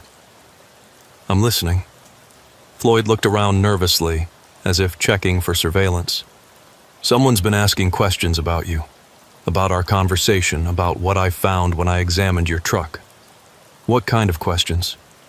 The kind that suggest they don't want the sabotage investigation to go anywhere. The kind that come with threats if I don't play along. Chester felt ice forming in his stomach. Who's been asking? People who know where I live, where my grandkids go to school. People who made it very clear that my cooperation isn't optional. Floyd pulled out a manila envelope.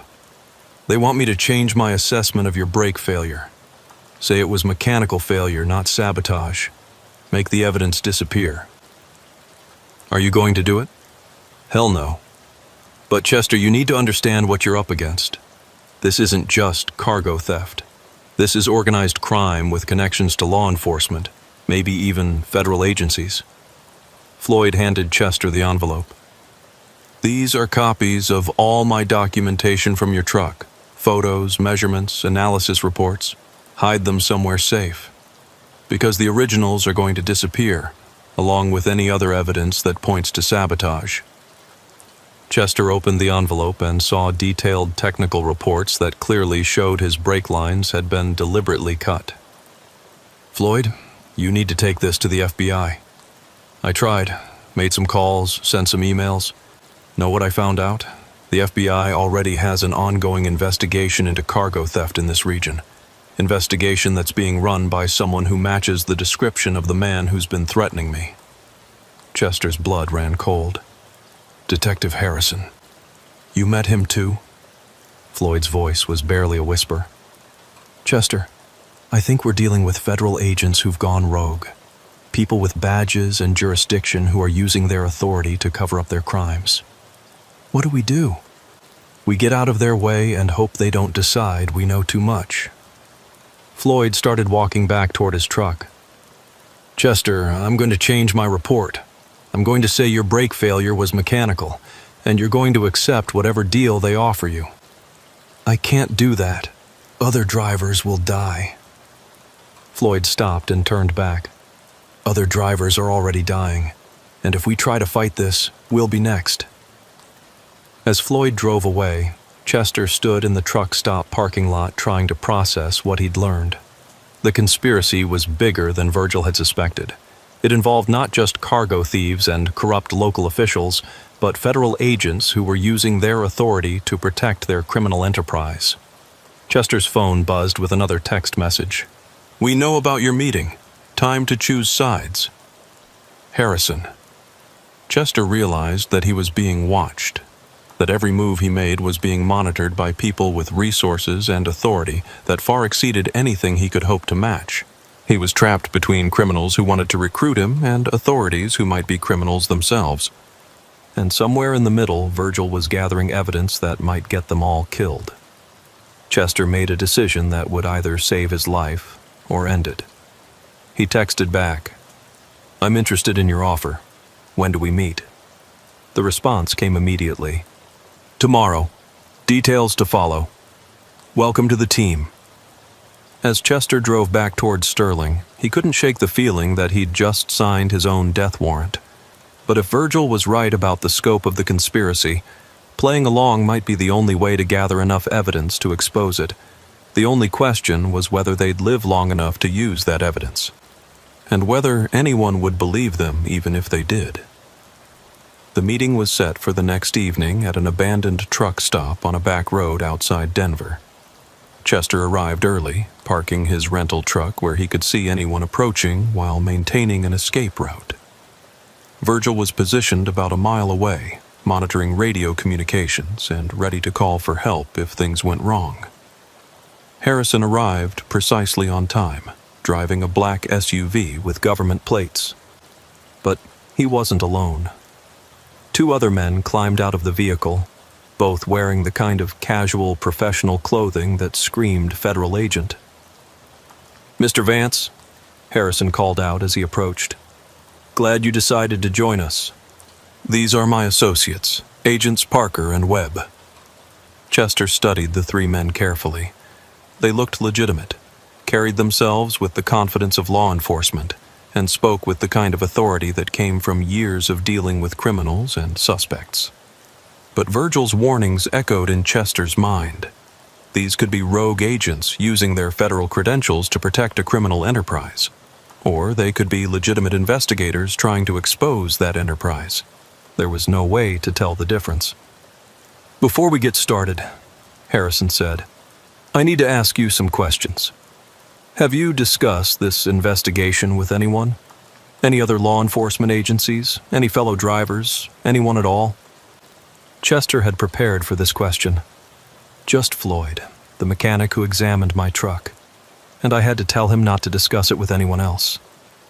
Good, because operational security is critical to this investigation. If word gets out that we're working together, it could compromise years of work and put both of us in danger. Harrison gestured toward the abandoned truck stop building.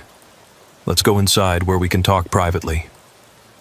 Chester followed the three men into the building, noting that one of them stayed near the door while the others led him to a table in what had once been the restaurant area. "Here's how this works," Harrison began. "We've identified the criminal organization that's been targeting truckers in this region. They're sophisticated, well-funded, and have connections throughout the transportation industry." He pulled out a folder and showed Chester photographs of several men. "These are the key players. They recruit drivers who are in financial trouble, offering money in exchange for information about cargo shipments and route plans." Chester recognized one of the faces immediately. It was Virgil. "This man," Harrison said, pointing to Virgil's photograph, "is one of their primary recruiters. He identifies potential targets, gains their trust, and brings them into the organization. We believe he may have already made contact with you." Chester felt his world turning upside down. Either Harrison was legitimate and Virgil was a criminal, or Harrison was lying and trying to turn Chester against the one person who'd been trying to help him. "What makes you think he's contacted me?" Chester asked carefully. "Because we know he was at the same truck stop in Cheyenne the night before your brake failure. We have surveillance footage of him near your truck." Harrison showed Chester a grainy security camera image that appeared to show Virgil walking near Chester's Freightliner. "We think he sabotaged your brakes to put you in a desperate situation, then positioned himself to recruit you when you were vulnerable." Chester stared at the photograph, trying to process what he was seeing. If Harrison was telling the truth, then everything Virgil had told him was a lie. The big man hadn't been trying to help expose a conspiracy. He'd been part of it from the beginning. "Why are you telling me this?" "Because we want you to help us catch him. The next time he contacts you, we want you to play along.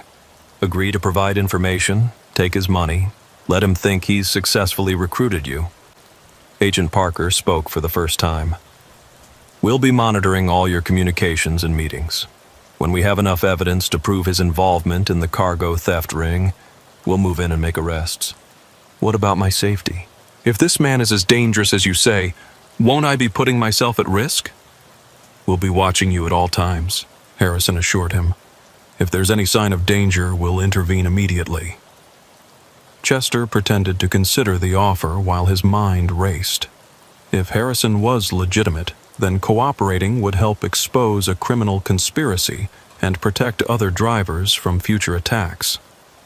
If Harrison was lying, then agreeing to work with him would put Chester in the middle of a criminal organization with no protection. "I'll do it," Chester said finally. "But I want that $50,000 you promised, plus a guarantee that my truck will be released and all charges dropped." "Done," Harrison said, reaching into his jacket. But instead of pulling out paperwork or a check, Harrison withdrew a small electronic device. Before Chester could react, Parker and Webb had moved to block the exits. "Actually, Mr. Vance, there's been a change of plans," Harrison said, his voice taking on a colder tone. "We've decided that you know too much to be useful as an informant." Chester felt his blood turn to ice. What's that supposed to mean? It means you've been asking too many questions, making too many phone calls, gathering too much information. You've become a liability rather than an asset. The device in Harrison's hand was some kind of electronic stun weapon. Chester realized that he'd walked into a trap, and there was no way out. Virgil was right about you, Chester said. You're not federal agents, you're the criminals. Harrison smiled coldly. Actually, we are federal agents. We just happen to have a profitable side business. The beauty of having federal credentials is that no one questions your authority or your access to information. The cargo theft operation is just the beginning. Do you have any idea how much money flows through the interstate trucking system? How many opportunities there are for people with the right connections and the right authority? Agent Parker moved closer to Chester. The problem with independent drivers like you is that you don't understand how the system really works. You think that if you follow the rules and work hard, you'll be protected. But the system protects the people who control it, not the people who depend on it. Chester looked around the abandoned building, searching for any possible escape route. But Webb was blocking the front door, Parker was moving to cut off access to the kitchen area, and Harrison was positioning himself to use the stun weapon if Chester tried to run. What happened to the other drivers? The ones whose brakes failed? The ones who died were just collateral damage, Harrison said matter-of-factly. We needed their cargo, and sometimes accidents happen during recovery operations. The ones who survived and kept their mouths shut were allowed to rebuild their lives. The ones who asked too many questions. He shrugged. Well, let's just say they had additional accidents. Chester realized that he was looking at psychopaths with federal badges, people who used their authority to commit crimes and eliminate witnesses without consequence. Floyd's going to talk. He has evidence. Floyd's going to have a heart attack tonight. Tragic, really. The stress of dealing with insurance investigations and criminal conspiracies. Too much pressure for an old man. Harrison raised the stun weapon. Any last words, Mr. Vance? That's when the building's lights blazed on and armed figures poured through every entrance. FBI, nobody move. Drop your weapons. Harrison, Parker, and Webb froze as a dozen federal agents surrounded them with assault rifles drawn. The real FBI, not the corrupt agents who'd been running the cargo theft operation. Agent Harrison called out a woman in tactical gear who appeared to be in charge. You're under arrest for conspiracy, racketeering, and multiple counts of murder. As the corrupt agents were handcuffed and led away, Chester stood in the middle of the chaos trying to understand what had just happened. Mr. Vance? The FBI team leader approached him. I'm Special Agent Rodriguez. We've been investigating this corruption case for 8 months. Your cooperation with Mr. Kowalski provided the evidence we needed to finally move against these criminals. Chester stared at her. Virgil's working with you? Mr. Kowalski is a former federal investigator who volunteered to go undercover when his partner was killed by this organization. Everything he told you about the conspiracy was true. The only thing he didn't tell you was that he was working with us to expose it. Rodriguez handed Chester a business card. You're going to need to testify in federal court, but in the meantime, all charges against you are dropped. Your truck will be returned and you'll receive full compensation for your losses. As Chester walked out of the abandoned truck stop, he saw Virgil leaning against his blue Peterbilt, smoking a cigarette and looking older than his years. Sorry about the deception, Virgil said, but we couldn't risk Harrison's people finding out about the FBI investigation. How long have you been working with them? Since they killed my partner 18 months ago. Tommy wasn't just my driving partner.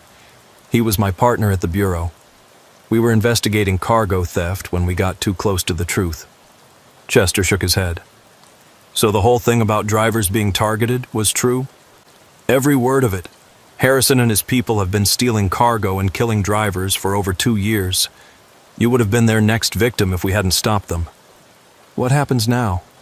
Now you go back to driving trucks, and I go back to my real job. And hopefully, other drivers won't have to worry about being murdered for their cargo. Chester climbed into his rental truck and drove away from the abandoned truck stop, but he couldn't shake the feeling that the nightmare wasn't really over. Harrison's organization had been exposed, but how many other corrupt agents were out there? How many other criminal conspiracies were operating under the cover of federal authority? As Chester merged onto the interstate and headed back towards Sterling, he realized that his ordeal had taught him something important about the world he lived in. The system that was supposed to protect honest, hard-working people could also be used to prey on them. Authority could be corrupted, badges could be bought, and sometimes the most dangerous criminals were the ones wearing suits and carrying federal credentials. Chester would continue driving trucks through the Rocky Mountains, but he would never again assume that a badge or a federal ID guaranteed that someone could be trusted. Because sometimes the people who were supposed to protect you were the ones you needed protection from. And sometimes the only person you could really trust was yourself. Dwayne Garrett had been driving the Montana highways for 16 years, and he'd learned to read winter weather like a farmer reads soil. The subtle shift in air pressure that meant snow was coming. The particular quality of gray that promised a serious storm. The way the wind changed direction just before all hell broke loose. That February afternoon, as Dwayne guided his Kenworth up Highway 2 toward Glacier National Park, all the signs were screaming at him to find shelter. The barometric pressure was dropping like a stone. The clouds had that heavy, pregnant look that meant feet of snow, not inches, and the wind was gusting hard enough to rock his 80,000-pound rig on the straight stretches. But Dwayne had a deadline. The load of construction equipment in his trailer was needed at a mining operation near the Canadian border first thing Monday morning. If he could push through the weather and make it to Kalispell tonight, he'd be ahead of schedule and looking at a decent paycheck for the first time in months. The CB radio had been crackling with warnings all afternoon. Other drivers pulling off, truck stops filling up, state patrol advising against unnecessary travel. Smart drivers were battening down for what the Weather Service was calling a significant winter weather event. Dwayne wasn't feeling particularly smart. "Big Sky Express, you copy?" The voice on the CB belonged to Jake Morrison, another independent driver Dwayne had known for years. "Go ahead, Jake." "Dwayne, where you at, buddy?" "Just past Browning, heading west on 2. Should make Kalispell before this thing really hits." There was a pause filled with static. "Dwayne, I'm holed up at the truck stop in Cut Bank. Weather Service just updated their forecast. They're talking about 18 to 24 inches in the next 12 hours. 60-mile-per-hour winds. This isn't a storm you want to be caught in." Dwayne looked at his GPS. Cut Bank was 40 miles behind him. Kalispell was still 60 miles ahead. Turning back would mean losing a day, maybe 2, depending on how long the storm lasted. And losing time meant losing money he couldn't afford to lose. "I appreciate the heads up, Jake, but I think I can make it through." "Dwayne, don't be stupid. This isn't worth dying over." But Dwayne had already made up his mind. He clicked off the CB and focused on the road ahead. The snow was starting to fall harder now, big, wet flakes that splattered against his windshield and reduced visibility to maybe a quarter mile. The wind was getting stronger, too, requiring constant corrections to keep the truck centered in his lane. For the first hour, things were manageable. Dwayne had good tires, plenty of experience driving in snow, and a truck that handled well in adverse conditions. The highway was still passable, though he hadn't seen another vehicle in either direction for the past 20 minutes. Then the weather turned serious. The snow went from falling to driving sideways, carried by winds that had to be pushing 70 miles per hour. Dwayne's windshield wipers were struggling to keep up, and ice was starting to build up around the edges of the glass. The road surface was disappearing under an accumulating layer of snow that made it impossible to tell where the pavement ended and the shoulder began. Dwayne slowed to 30 miles per hour, then 25. His headlights barely penetrated the whiteout conditions, and he was navigating more by instinct and the occasional glimpse of a road sign than by any clear view of the highway. That's when he felt the truck start to slide. It wasn't dramatic at first, just a subtle loosening of the connection between his tires and the road surface. But Dwayne had enough experience to know that subtle could become catastrophic very quickly. He eased off the throttle and made gentle corrections with the steering wheel, fighting the urge to overcorrect and send the rig into a jackknife. The slide lasted maybe 3 seconds, but it was enough to get Dwayne's full attention. The road surface had become a sheet of ice covered by several inches of snow. In these conditions, even the best driver with the best equipment could lose control without warning. Dwayne started looking for a place to pull off and wait out the storm. But this stretch of Highway 2 offered limited options. It was mountain highway with steep grades, sharp curves, and precious few wide spots where a truck could safely park. Most of the pullouts were narrow shoulder areas that would put him dangerously close to traffic, if there had been any traffic. But there wasn't.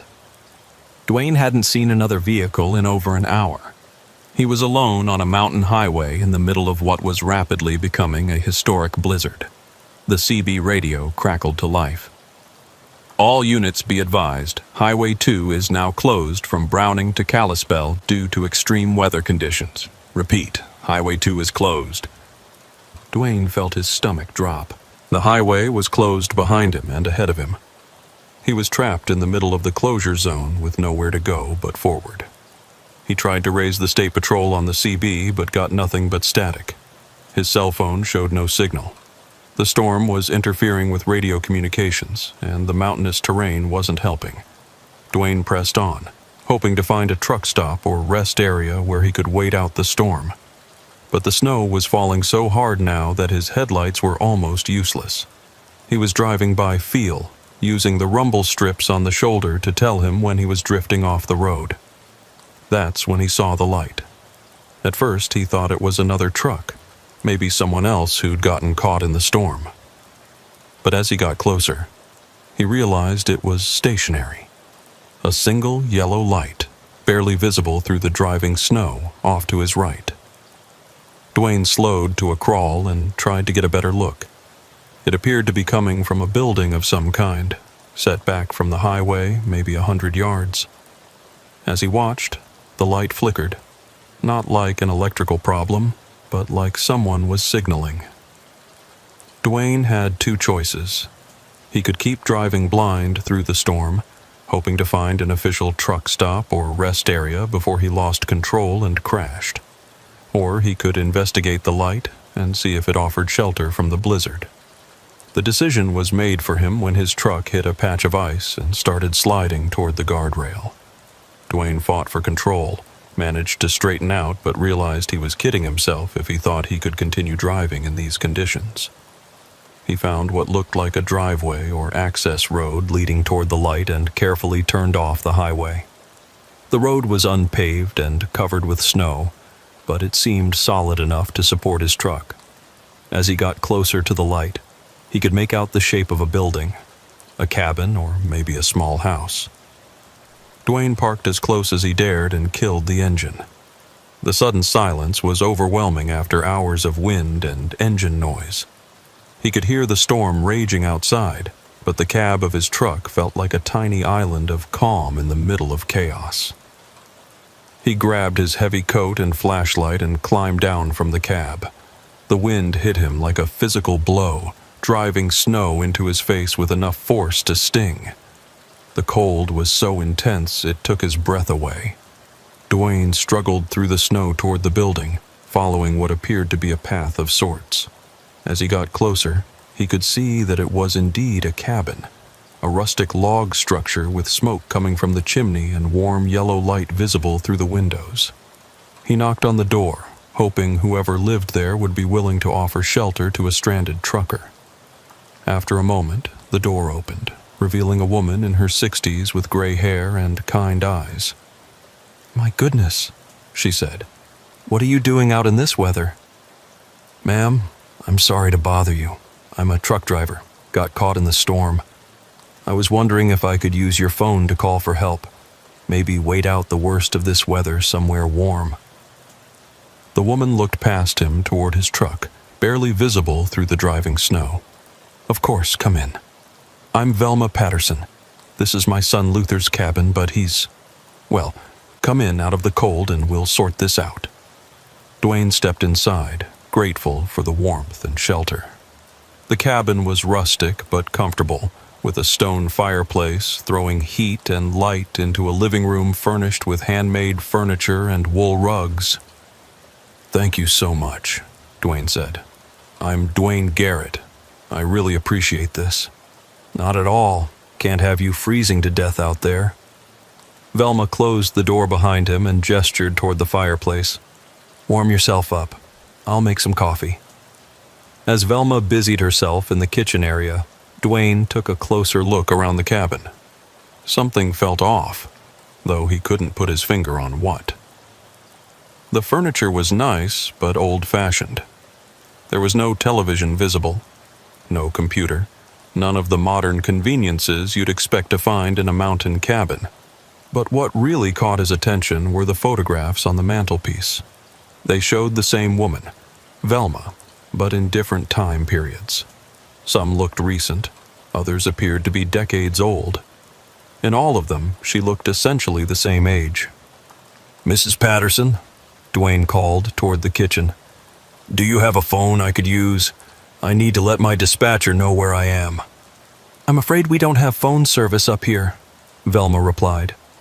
"The lines came down in a storm last winter and never got repaired. Too remote," the phone company said. Dwayne felt a chill that had nothing to do with the weather outside. No phone, no cell service, no way to communicate with the outside world. He was completely cut off, dependent on the kindness of strangers who lived in a cabin that felt increasingly wrong the longer he stayed in it. "When do you think this storm will pass?" Dwayne asked. "Oh, it's hard to say. Mountain weather can be unpredictable. Could be hours, could be days." Velma returned from the kitchen carrying a steaming mug of coffee. As she handed it to Dwayne, he noticed that her hands were ice cold despite the warmth of the cabin. "Where did you say your son was?" Dwayne asked. Velma's expression changed slightly, becoming more guarded. "Luther's around. He doesn't like strangers much. Keeps to himself when we have visitors." Dwayne sipped the coffee and felt warmth spreading through his chest, but the feeling of wrongness was getting stronger. Something about this situation didn't add up, and his 16 years of experience on the road had taught him to trust his instincts. Outside, the storm continued to rage. Inside, Dwayne sat by a warm fire in a comfortable cabin with a seemingly kind woman who had offered him shelter from the blizzard. So why did he feel like he was in more danger now than he had been driving through the storm? Dwayne had been sitting by the fireplace for about an hour when he heard the footsteps upstairs. Heavy, deliberate steps moving back and forth across the ceiling like someone pacing. Velma had said her son Luther was around but didn't like strangers. The footsteps suggested someone large and restless. "That's Luther," Velma said, following Dwayne's gaze toward the ceiling. "He'll come down when he's ready." Dwayne nodded and continued sipping his coffee, but something about the pacing bothered him. It wasn't random or casual. It was methodical, like someone walking a measured path over and over again, the kind of repetitive behavior that suggested obsession or mental instability. "How long have you lived up here?" Dwayne asked, trying to make conversation and ease the tension he was feeling. "Oh, a long time. Luther and I moved here after my husband died. Wanted to get away from people, find some peace." Velma settled into a chair across from him. "It's quiet up here. Peaceful. Nobody bothers us. Must get lonely, though, especially in winter. We like it that way. People in town, they ask too many questions. Want to know things that aren't their business." Velma's voice had taken on a harder edge. "Up here, we can live how we want. Do what we need to do." The footsteps overhead stopped suddenly. In the silence that followed, Dwayne could hear the wind howling outside and the occasional crack of settling timber in the cabin. But there was something else, too. A sound he couldn't quite identify, rhythmic and muffled, like someone digging or scraping. "What's your son do for work?" Dwayne asked. "This and that. Odd jobs. He's particular about the work he takes." Velma stood up abruptly. "More coffee?" Before Dwayne could answer, she was heading back to the kitchen. As she moved, Dwayne noticed something he'd missed before. The floorboards creaked under her weight, but the sound was wrong somehow. Too hollow, like there was a space beneath the floor that shouldn't be there. Dwayne got up and walked quietly to the window, ostensibly to check on his truck, but really to get a better sense of his surroundings. Through the driving snow, he could barely make out the shape of his Kenworth, but he could see something else that made his blood run cold. There were other vehicles partially buried in the snow behind the cabin. At least 3, maybe more. They looked like they'd been there for a while, long enough for multiple storms to bury them. One appeared to be a pickup truck. Another looked like it might be a semi-tractor, though it was hard to tell with all the snow. "Checking on your truck?" Velma had returned with the coffee pot, but her voice was different now. Flatter, less welcoming. "Yeah, just making sure it's okay out there." Dwayne turned back to her, trying to keep his expression neutral. "Looks like you've had other visitors recently. I saw some vehicles out back." Velma's smile didn't reach her eyes. "Oh, those old things. Luther collects them, buys old vehicles, fixes them up. It's a hobby." But the vehicles Dwayne had seen weren't project cars. They were abandoned, buried, forgotten, and at least one of them was definitely a commercial truck. "Mrs. Patterson, I'm going to need to check on my rig, make sure the engine doesn't freeze up." Dwayne started toward the door, but Velma moved to block his path. "I wouldn't go out there if I were you. Storm's getting worse. Easy to get lost, even just going to your truck. People have died in weather like this, just a few yards from safety." There was something in her tone that sounded less like concern and more like a threat. Dwayne looked at her more closely and noticed things he'd missed before. Her clothes were old-fashioned but well-maintained, like she'd been wearing the same style for decades. Her hands, which had felt so cold when she'd given him the coffee, showed no signs of the kind of wear you'd expect from someone living a rough mountain life. And her eyes. In the firelight, they looked almost black. "I'll just be a minute," Dwayne said, reaching for the door handle. "Luther wouldn't like that." Velma's voice was barely above a whisper. "He gets upset when people go places they shouldn't go." The footsteps overhead resumed, but now they were moving toward what sounded like stairs. Someone was coming down. Dwayne heard the creaking of wooden steps and turned to see a figure descending from the upper floor. Luther Patterson was a large man, probably 6.5 feet tall and built like a lumberjack. He wore work clothes that looked like they hadn't been washed in weeks and had the kind of pale, unhealthy complexion that came from spending too much time indoors. But it was his eyes that made Dwayne's skin crawl. They were the same black, empty holes that he'd noticed in his mother's face. And when Luther smiled, Dwayne could see that several of his teeth were missing. "Ma, who's our guest?" Luther's voice was soft, almost childlike, which made him seem even more menacing. "This is Mr. Garrett. He's a truck driver who got caught in the storm." Velma's demeanor had changed completely. She was no longer the kind hostess offering shelter. She was something else entirely. Luther approached Dwayne slowly, like a predator sizing up prey. "Truck driver, huh? What you hauling?" "Construction equipment," Dwayne said, trying to keep his voice steady. "Nothing valuable, just heavy machinery." "Machinery can be valuable," Luther said, "especially if you know the right people to sell it to." Dwayne felt his heart rate spike. This wasn't about offering shelter to a stranded traveler. This was about robbery. The vehicles behind the cabin belonged to other drivers who'd been caught in storms, sought shelter, and never left. I should really check on my truck, Dwayne said, edging toward the door. Company policy. Need to log my position every few hours or they'll send search teams. It was a lie, but a plausible one. Luther and Velma exchanged a look that confirmed Dwayne's worst suspicions. Search teams won't be flying in this weather, Luther said. Won't be driving either. Roads are closed for miles in every direction. Nobody's coming to look for you anytime soon. Luther, why don't you show Mr. Garrett around the cabin? Velma suggested. Show him where he'll be staying. The words sent ice through Dwayne's veins. Where he'll be staying. Not where he could stay. Where he would stay. Like it wasn't really a choice. I'd rather just wait by the fire, if that's okay, Dwayne said. I'm still pretty cold from being outside.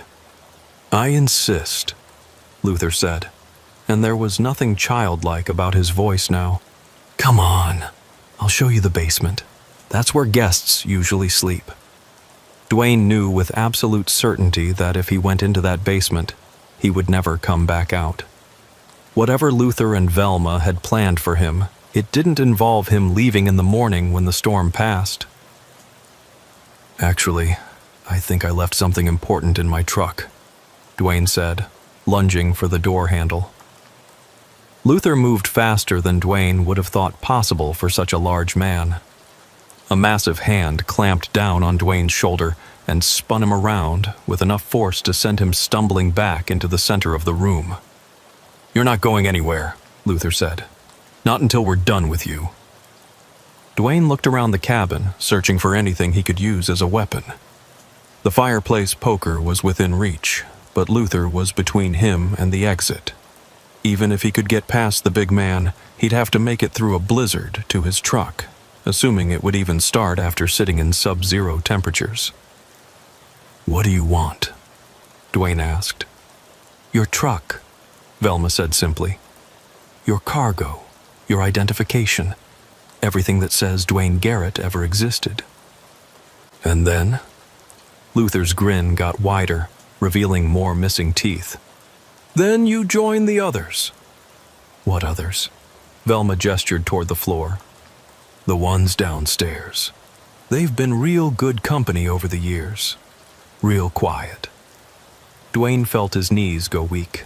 The hollow sound the floorboards had made when Velma walked across them. The scraping noise he'd heard from upstairs. The methodical pacing. Luther had been digging. Preparing. How many? Dwayne whispered. Enough, Luther said. Truckers mostly. Few tourists who took the wrong turn. People who won't be missed for a while, if ever. Dwayne realized that he was looking at serial killers. A mother and son team who used the isolation of their mountain cabin and the unpredictability of winter weather to prey on stranded travelers. They probably had the routine down to a science by now. The vehicle's outside, Dwayne said. Those belong to your other guests. Luther's good with vehicles, Velma said proudly. Takes them apart, sells the parts. Nothing goes to waste. And the drivers? Luther's expression became almost dreamy. They become part of the mountain, part of the forest, part of the silence up here. Dwayne knew he had to act. If he waited much longer, Luther would overpower him and drag him down to whatever nightmare waited in the basement. But the big man was blocking the only exit, and Dwayne had no idea if his truck would even start after sitting in the storm. That's when he remembered something. In his jacket pocket, he had a small emergency flare, standard equipment for truckers who might need to signal for help in remote areas. It wasn't much of a weapon, but it was better than nothing. Okay, Dwayne said, raising his hands in apparent surrender. You win, but before you kill me, can I ask you something? Luther looked amused. What? How long have you been doing this? As Luther opened his mouth to answer, Dwayne reached into his jacket, pulled out the flare and triggered it. The cabin filled with brilliant red light and choking smoke. Luther roared in surprise and pain as the intense light hit his dilated pupils. Dwayne didn't wait to see the effect. He threw himself toward the door, fumbling with the handle as Luther thrashed around behind him, cursing and trying to clear his vision. The door flew open and Dwayne plunged into the storm. The cold hit him like a physical blow, but he didn't stop. He ran through knee-deep snow toward his truck, praying that the engine would turn over and that he could get moving before Luther recovered. Behind him, he could hear shouting from the cabin. Luther was coming after him, and despite his temporary blindness, he knew the terrain a lot better than Dwayne did. Dwayne reached his truck and yanked open the driver's door. He'd left the keys in the ignition, a habit that might just save his life. He turned the key and held his breath. The engine cranked once, twice, then caught with a roar that sounded like the most beautiful music Dwayne had ever heard. He threw the truck in gear and started moving, not caring about the snow depth or the visibility. He had to get away from the cabin and back to the highway before Luther could stop him. In his mirror, Dwayne could see a large figure stumbling through the snow behind him, but Luther was falling further behind with each second. Dwayne had escaped, but as he fought his way back through the storm toward the highway, he couldn't stop thinking about what Velma had said. The ones downstairs. They've been real good company over the years. How many drivers had stopped at that cabin seeking shelter from winter storms? How many had never been seen again? How many families were still waiting for loved ones who would never come home? And most terrifying of all, how many more Luther and Velma Pattersons were out there, using the isolation of the mountains and the desperation of stranded travelers to feed their twisted appetites? Dwayne reached the highway and turned toward Kalispell, pushing his truck as hard as he dared through the continuing storm. He had to reach civilization. He had to call the police. He had to make sure that no other drivers would ever stop at that cabin again. But deep down, he knew that wouldn't be enough. Because in the vast wilderness of the Montana mountains, there were probably dozens of cabins just like the one he'd escaped from. Dozens of Luther and Velma Pattersons waiting for the next storm to bring them fresh prey. The mountains were full of predators, and some of them walked on two legs. Dwayne had been driving for 20 minutes when he realized they were following him. At first, he thought the headlights in his mirror were just another trucker who'd gotten caught in the storm. But as he watched, the lights stayed exactly the same distance behind him, matching his speed perfectly, even though he was constantly adjusting for the road conditions. The vehicle following him wasn't struggling with the snow and ice. It was keeping pace effortlessly, like the driver knew these roads intimately. Like Luther Patterson had been driving these mountain highways his entire life. Dwayne pressed harder on the accelerator, pushing his truck beyond what was safe for the conditions. The speedometer climbed to 40, then 45. Behind him, the headlights maintained their distance. He grabbed his CB radio and tried to raise someone, anyone who might be monitoring the emergency channels. But the storm was interfering with the signal, and all he got was static mixed with fragments of distant conversations that cut in and out. "Mayday, Mayday, this is Big Sky Express on Highway 2 eastbound. I've got a situation here. Someone is pursuing me in dangerous weather conditions." No response. The radio crackled with atmospheric interference, but no human voices came through clearly enough to understand. Dwayne checked his mirrors again. The headlights were closer now, maybe 50 yards back, and they were gaining. He tried his cell phone, hoping to get through to 911, but there was still no signal. The storm and the mountainous terrain had created a dead zone where he was completely cut off from outside help. The highway ahead curved sharply to the left, following the contour of the mountain. Dwayne took the turn as fast as he dared, feeling his trailer swing out slightly before the tires found their grip again. He was driving at the absolute limit of what was possible in these conditions. But the headlights behind him navigated the curve perfectly, closing the gap by another 10 yards. Dwayne realized that whoever was driving the pursuit vehicle had a significant advantage. They knew these roads. They'd driven them in all kinds of weather. They understood exactly how much speed they could carry through each turn. how much traction the road surface would provide, where the dangerous spots were located.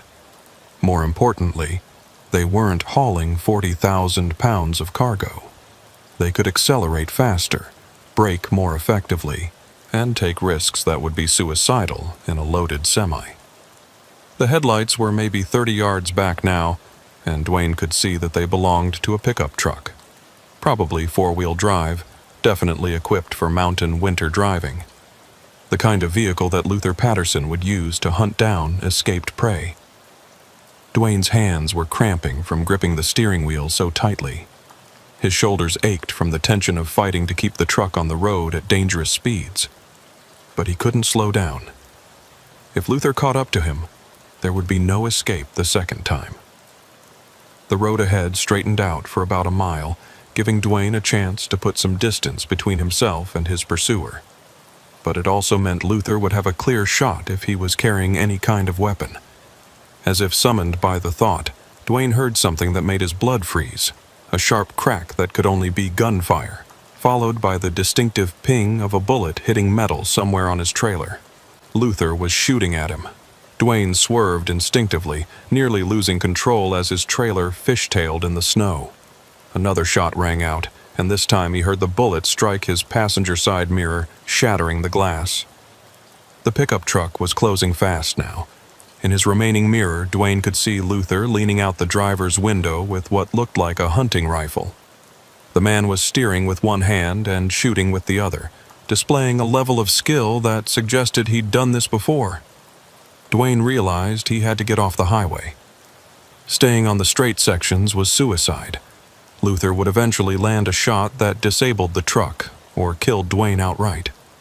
But leaving the highway in these conditions meant risking getting stuck in deep snow or driving off a cliff. He saw a sign for a logging road coming up on the right.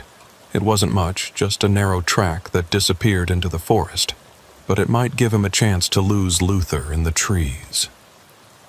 Dwayne waited until the last second, then yanked the wheel hard right.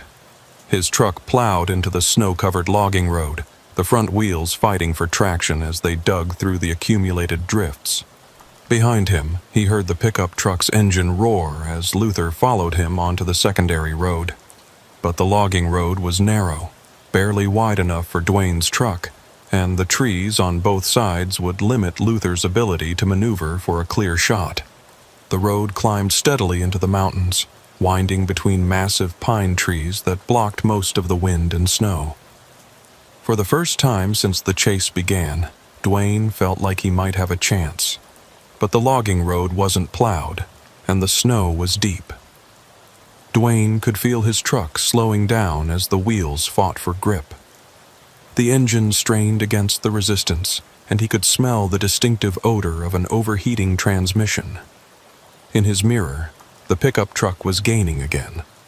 Luther's vehicle was lighter and better suited for this kind of terrain. The gap was closing steadily. Dwayne rounded a sharp turn and saw something that made his heart skip. About a quarter-mile ahead, the logging road ended at what appeared to be a cleared area. Beyond that, nothing but forest and mountainside. He was driving into a dead end. Dwayne tried to slow down and turn around, but the road was too narrow and the snow too deep. His truck was committed to moving forward toward whatever waited at the end of the logging road. As he approached the cleared area, Dwayne could see that it was an old logging operation site. There were rusted pieces of equipment scattered around, piles of cut timber covered with snow, and what looked like the remains of a logging camp. A few abandoned buildings and some kind of loading dock. But most importantly, there were other vehicles. Dwayne saw at least 6 cars and trucks partially buried in the snow around the perimeter of the clearing. They were arranged in a rough circle, like some kind of makeshift barrier or display. This wasn't just a logging site. This was Luther's hunting ground, his killing field, the place where he brought his victims after he caught them.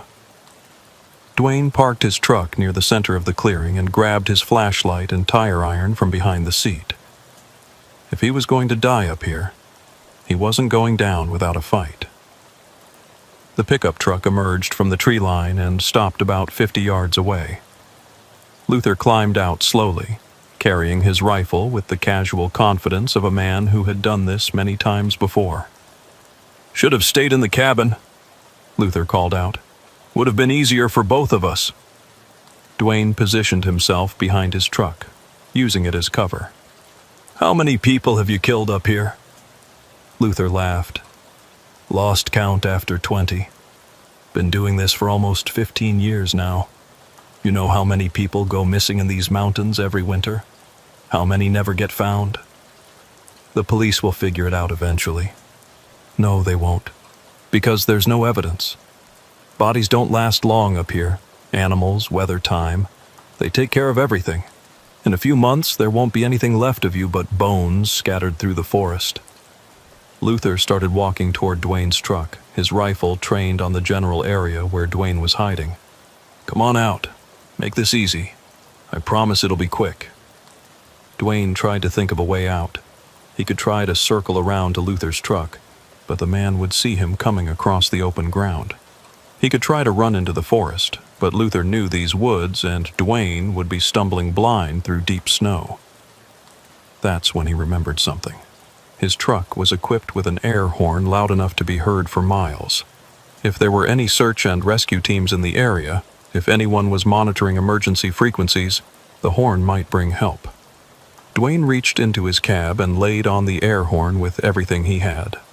The sound echoed off the mountains, a desperate wail that spoke of mortal danger and the need for immediate assistance. Luther stopped advancing and smiled. "Go ahead and make all the noise you want. Nobody's coming. Nobody even knows you're missing yet. And by the time they do, you'll be feeding the bears." But the horn blast had had an unexpected effect. From somewhere in the forest around the clearing, Dwayne heard answering sounds. Not human voices, but something else. Something that made Luther's confident expression falter. Howling. The unmistakable sound of wolves responding to what they interpreted as a territorial call. Luther's head snapped toward the tree line as the howling got closer. "Shit," he muttered. Dwayne didn't understand what was happening, but he could see that Luther was suddenly nervous. The man's attention was divided between his human prey and something in the forest that posed a more immediate threat. "They smell the blood," Luther said, more to himself than to Dwayne. "All those bodies over the years. This whole area reeks of death to them." The howling was coming from multiple directions now, surrounding the clearing. Luther backed toward his truck, his rifle swinging between Dwayne's position and the forest. "This isn't over," Luther called out. "I'll be back for you. But right now, I've got bigger problems." Luther climbed into his pickup and started the engine. But instead of driving toward Dwayne to finish what he'd started, he headed back toward the logging road, fleeing from whatever was approaching through the trees. As the sound of Luther's truck faded into the distance, Dwayne found himself alone in the clearing with the approaching wolves. He climbed back into his cab and locked the doors, hoping that the pack would lose interest and move on. But as he sat there in the darkness, surrounded by the vehicles of Luther's previous victims, Dwayne realized that his ordeal was far from over. He was still trapped in the mountains during a blizzard, with no way to communicate with the outside world and no guarantee that Luther wouldn't return with reinforcements. And now he had wolves to worry about too. Dwayne started his engine and began the careful process of turning his truck around in the confined space of the clearing. He had to get back to the highway, had to find help, had to make sure that Luther Patterson was stopped before he killed again. But as he maneuvered between the abandoned vehicles, Dwayne caught glimpses of what was inside some of them. Personal belongings scattered on seats and dashboards, clothing hanging from rear-view mirrors, the accumulated detritus of lives cut short by a madman who used winter storms as accomplices in murder. Dwayne made it back to the logging road and began the treacherous drive back toward the highway. Behind him, the wolves had emerged into the clearing, their dark shapes moving between the abandoned vehicles like ghosts from Luther's bloody past. As Dwayne finally reached the highway and turned toward the distant lights of Kalispell, He couldn't stop thinking about all the families who were still waiting for loved ones to come home. All the people who had no idea that their missing relatives were buried somewhere in the Montana wilderness, victims of a killer who used their own desperation for shelter against them. Dwayne had escaped, but how many others wouldn't be so lucky? How many more storms would Luther Patterson use to add to his grotesque collection of abandoned vehicles and forgotten victims? The storm was finally beginning to clear, but Dwayne knew that the real nightmare was just beginning. Because somewhere behind him in those dark mountains, Luther Patterson was planning his next hunt. And winter in Montana was far from over. Dwayne reached Kalispell at 3 a.m, his truck coated with ice and his nerves shattered from the night's ordeal. The first thing he did was drive straight to the police station, where he spent 4 hours giving a statement to skeptical officers who had trouble believing his story. Serial killers operating out of a remote mountain cabin, bodies buried in a basement, abandoned vehicles used as trophies, a chase through the mountains that ended in a clearing full of wolves and the remnants of previous victims. Detective Morrison, the lead investigator assigned to the case, listened patiently, but Dwayne could see the doubt in his eyes. Without physical evidence or corroborating witnesses, it sounded like the ravings of a man who'd been traumatized by getting lost in a blizzard. "Mr. Garrett, I want to be clear that we're taking your statement seriously," Detective Morrison said. "But you have to understand that what you're describing is highly unusual. We'll need to verify your claims before we can mobilize a search team." "Those people are killers," Dwayne insisted. "They've been preying on stranded travelers for years.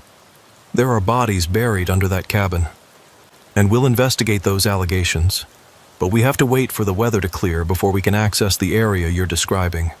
Highway 2 is still closed, and we're not sending officers into the backcountry during an active blizzard."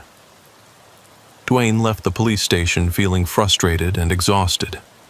He checked into a motel and tried to sleep, but every time he closed his eyes, he saw Luther's black, empty stare and heard Velma's voice talking about the guests who'd become part of the mountain. The next morning, Dwayne called his dispatcher to report his status and explain why his delivery would be delayed. But when he tried to describe what had happened, he found himself editing the story, leaving out the most unbelievable parts. Even to his own ears, it sounded like something from a horror movie. "Storm got bad," he told his dispatcher. "Had to take shelter. Lost some time, but I'll have the load delivered today." It was technically true, just not complete.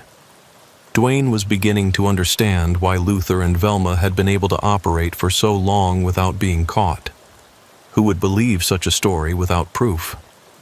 3 days later, when the weather finally cleared enough for an investigation, Detective Morrison called Dwayne with an update. "We found the cabin," Morrison said, "and we found evidence that supports parts of your story." "What kind of evidence?"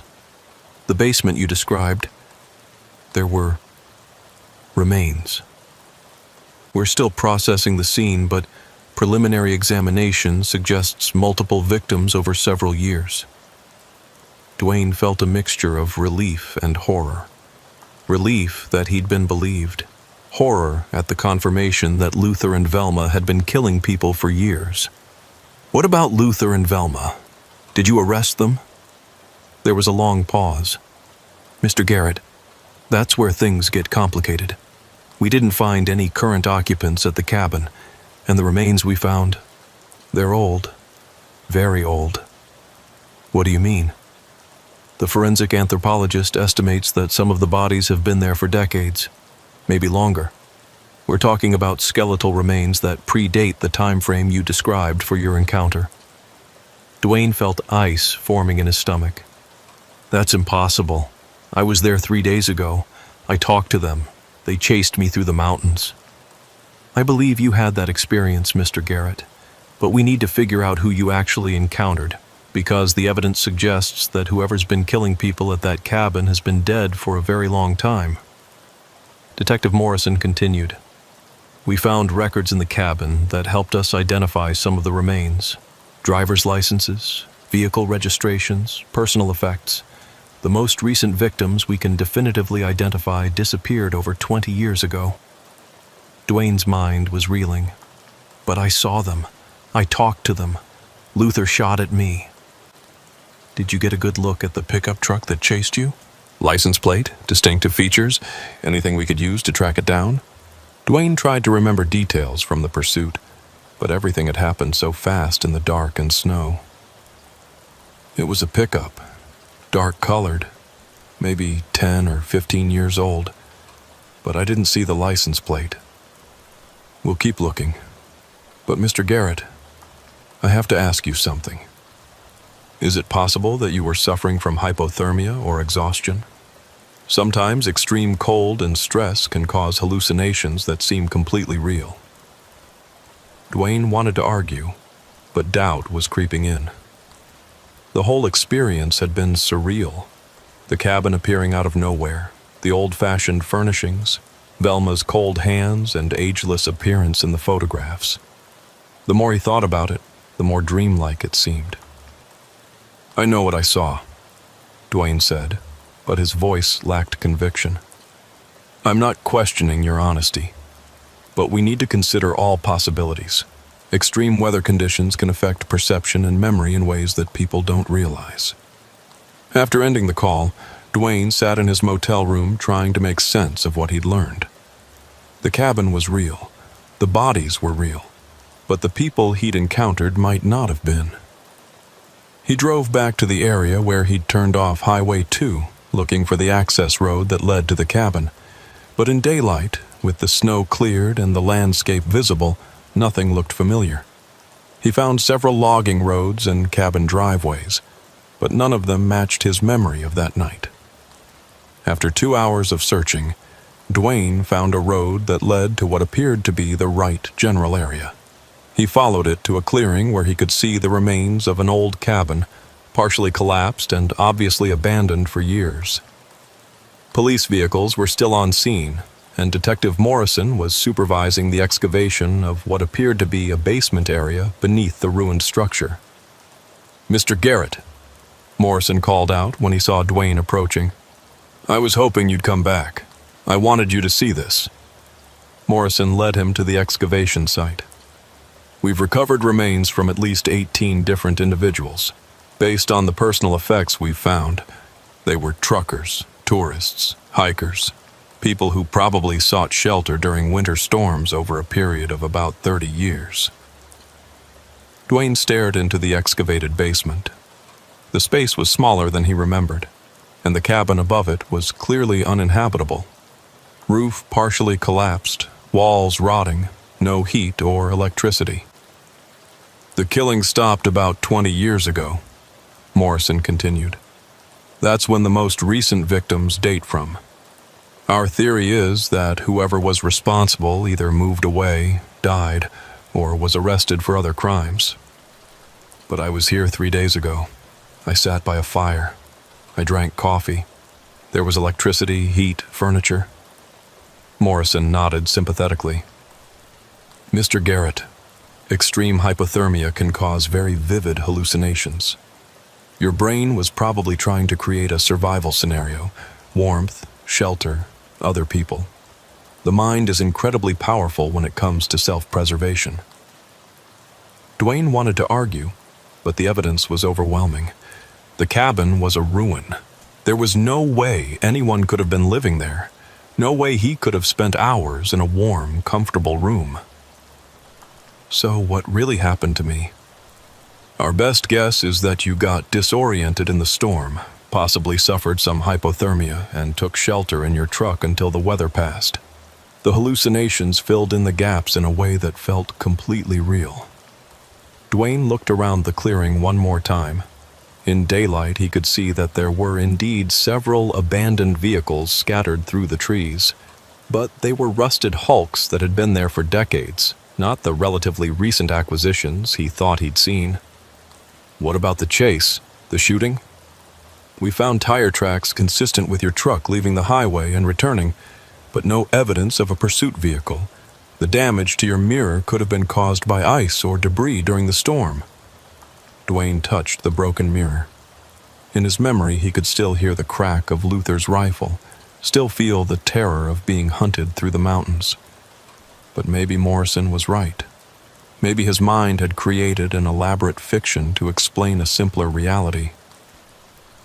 "We are grateful that you reported this," Morrison said. "Even if your experience wasn't what you thought it was, you led us to a significant crime scene. These families deserve to know what happened to their loved ones." As Dwayne drove away from the ruined cabin, he tried to convince himself that Morrison's explanation made sense. Hypothermia, hallucinations, his mind creating a story to fill in gaps in his memory. But deep down, Dwayne knew what he'd experienced. He remembered the taste of Velma's coffee, the smell of wood smoke from the fireplace, the weight of Luther's hand on his shoulder.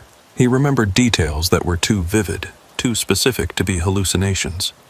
Most of all, he remembered the photographs on the mantelpiece, pictures of Velma taken across decades, showing her at the same apparent age. 3 weeks later, Dwayne was back on the road, hauling freight through the Montana mountains. He'd requested routes that avoided Highway 2, but eventually work requirements forced him back through that area. This time, he drove straight through without stopping, even when the weather started to deteriorate. He kept his CB radio on the emergency channel and his cell phone charged. He carried extra food, water, and emergency equipment. But as he passed the area where he'd turned off that night, Dwayne couldn't shake the feeling that he was being watched. In his mirror, he caught glimpses of what might have been headlights following at a distance. When he stopped for fuel, he saw a dark pickup truck at the edge of the parking lot, too far away to see the driver clearly. Detective Morrison had said that the killing at the cabin stopped 20 years ago. But what if he was wrong? What if Luther and Velma Patterson had simply moved their operation?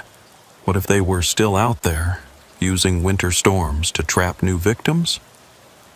Dwayne never found answers to those questions. But he never forgot that night in the mountains, and he never again sought shelter from strangers during winter storms. Because some risks weren't worth taking. Some people weren't worth trusting. And some stories, even when they couldn't be proven, contained truths that were too important to ignore. The mountains were vast and full of hiding places. And somewhere in that wilderness, Dwayne was convinced that predators still prowled the storm-swept highways, waiting for the next desperate traveler to seek shelter from the cold. Waiting for the next victim to trust the wrong people at the wrong time. Waiting for winter to bring them fresh prey.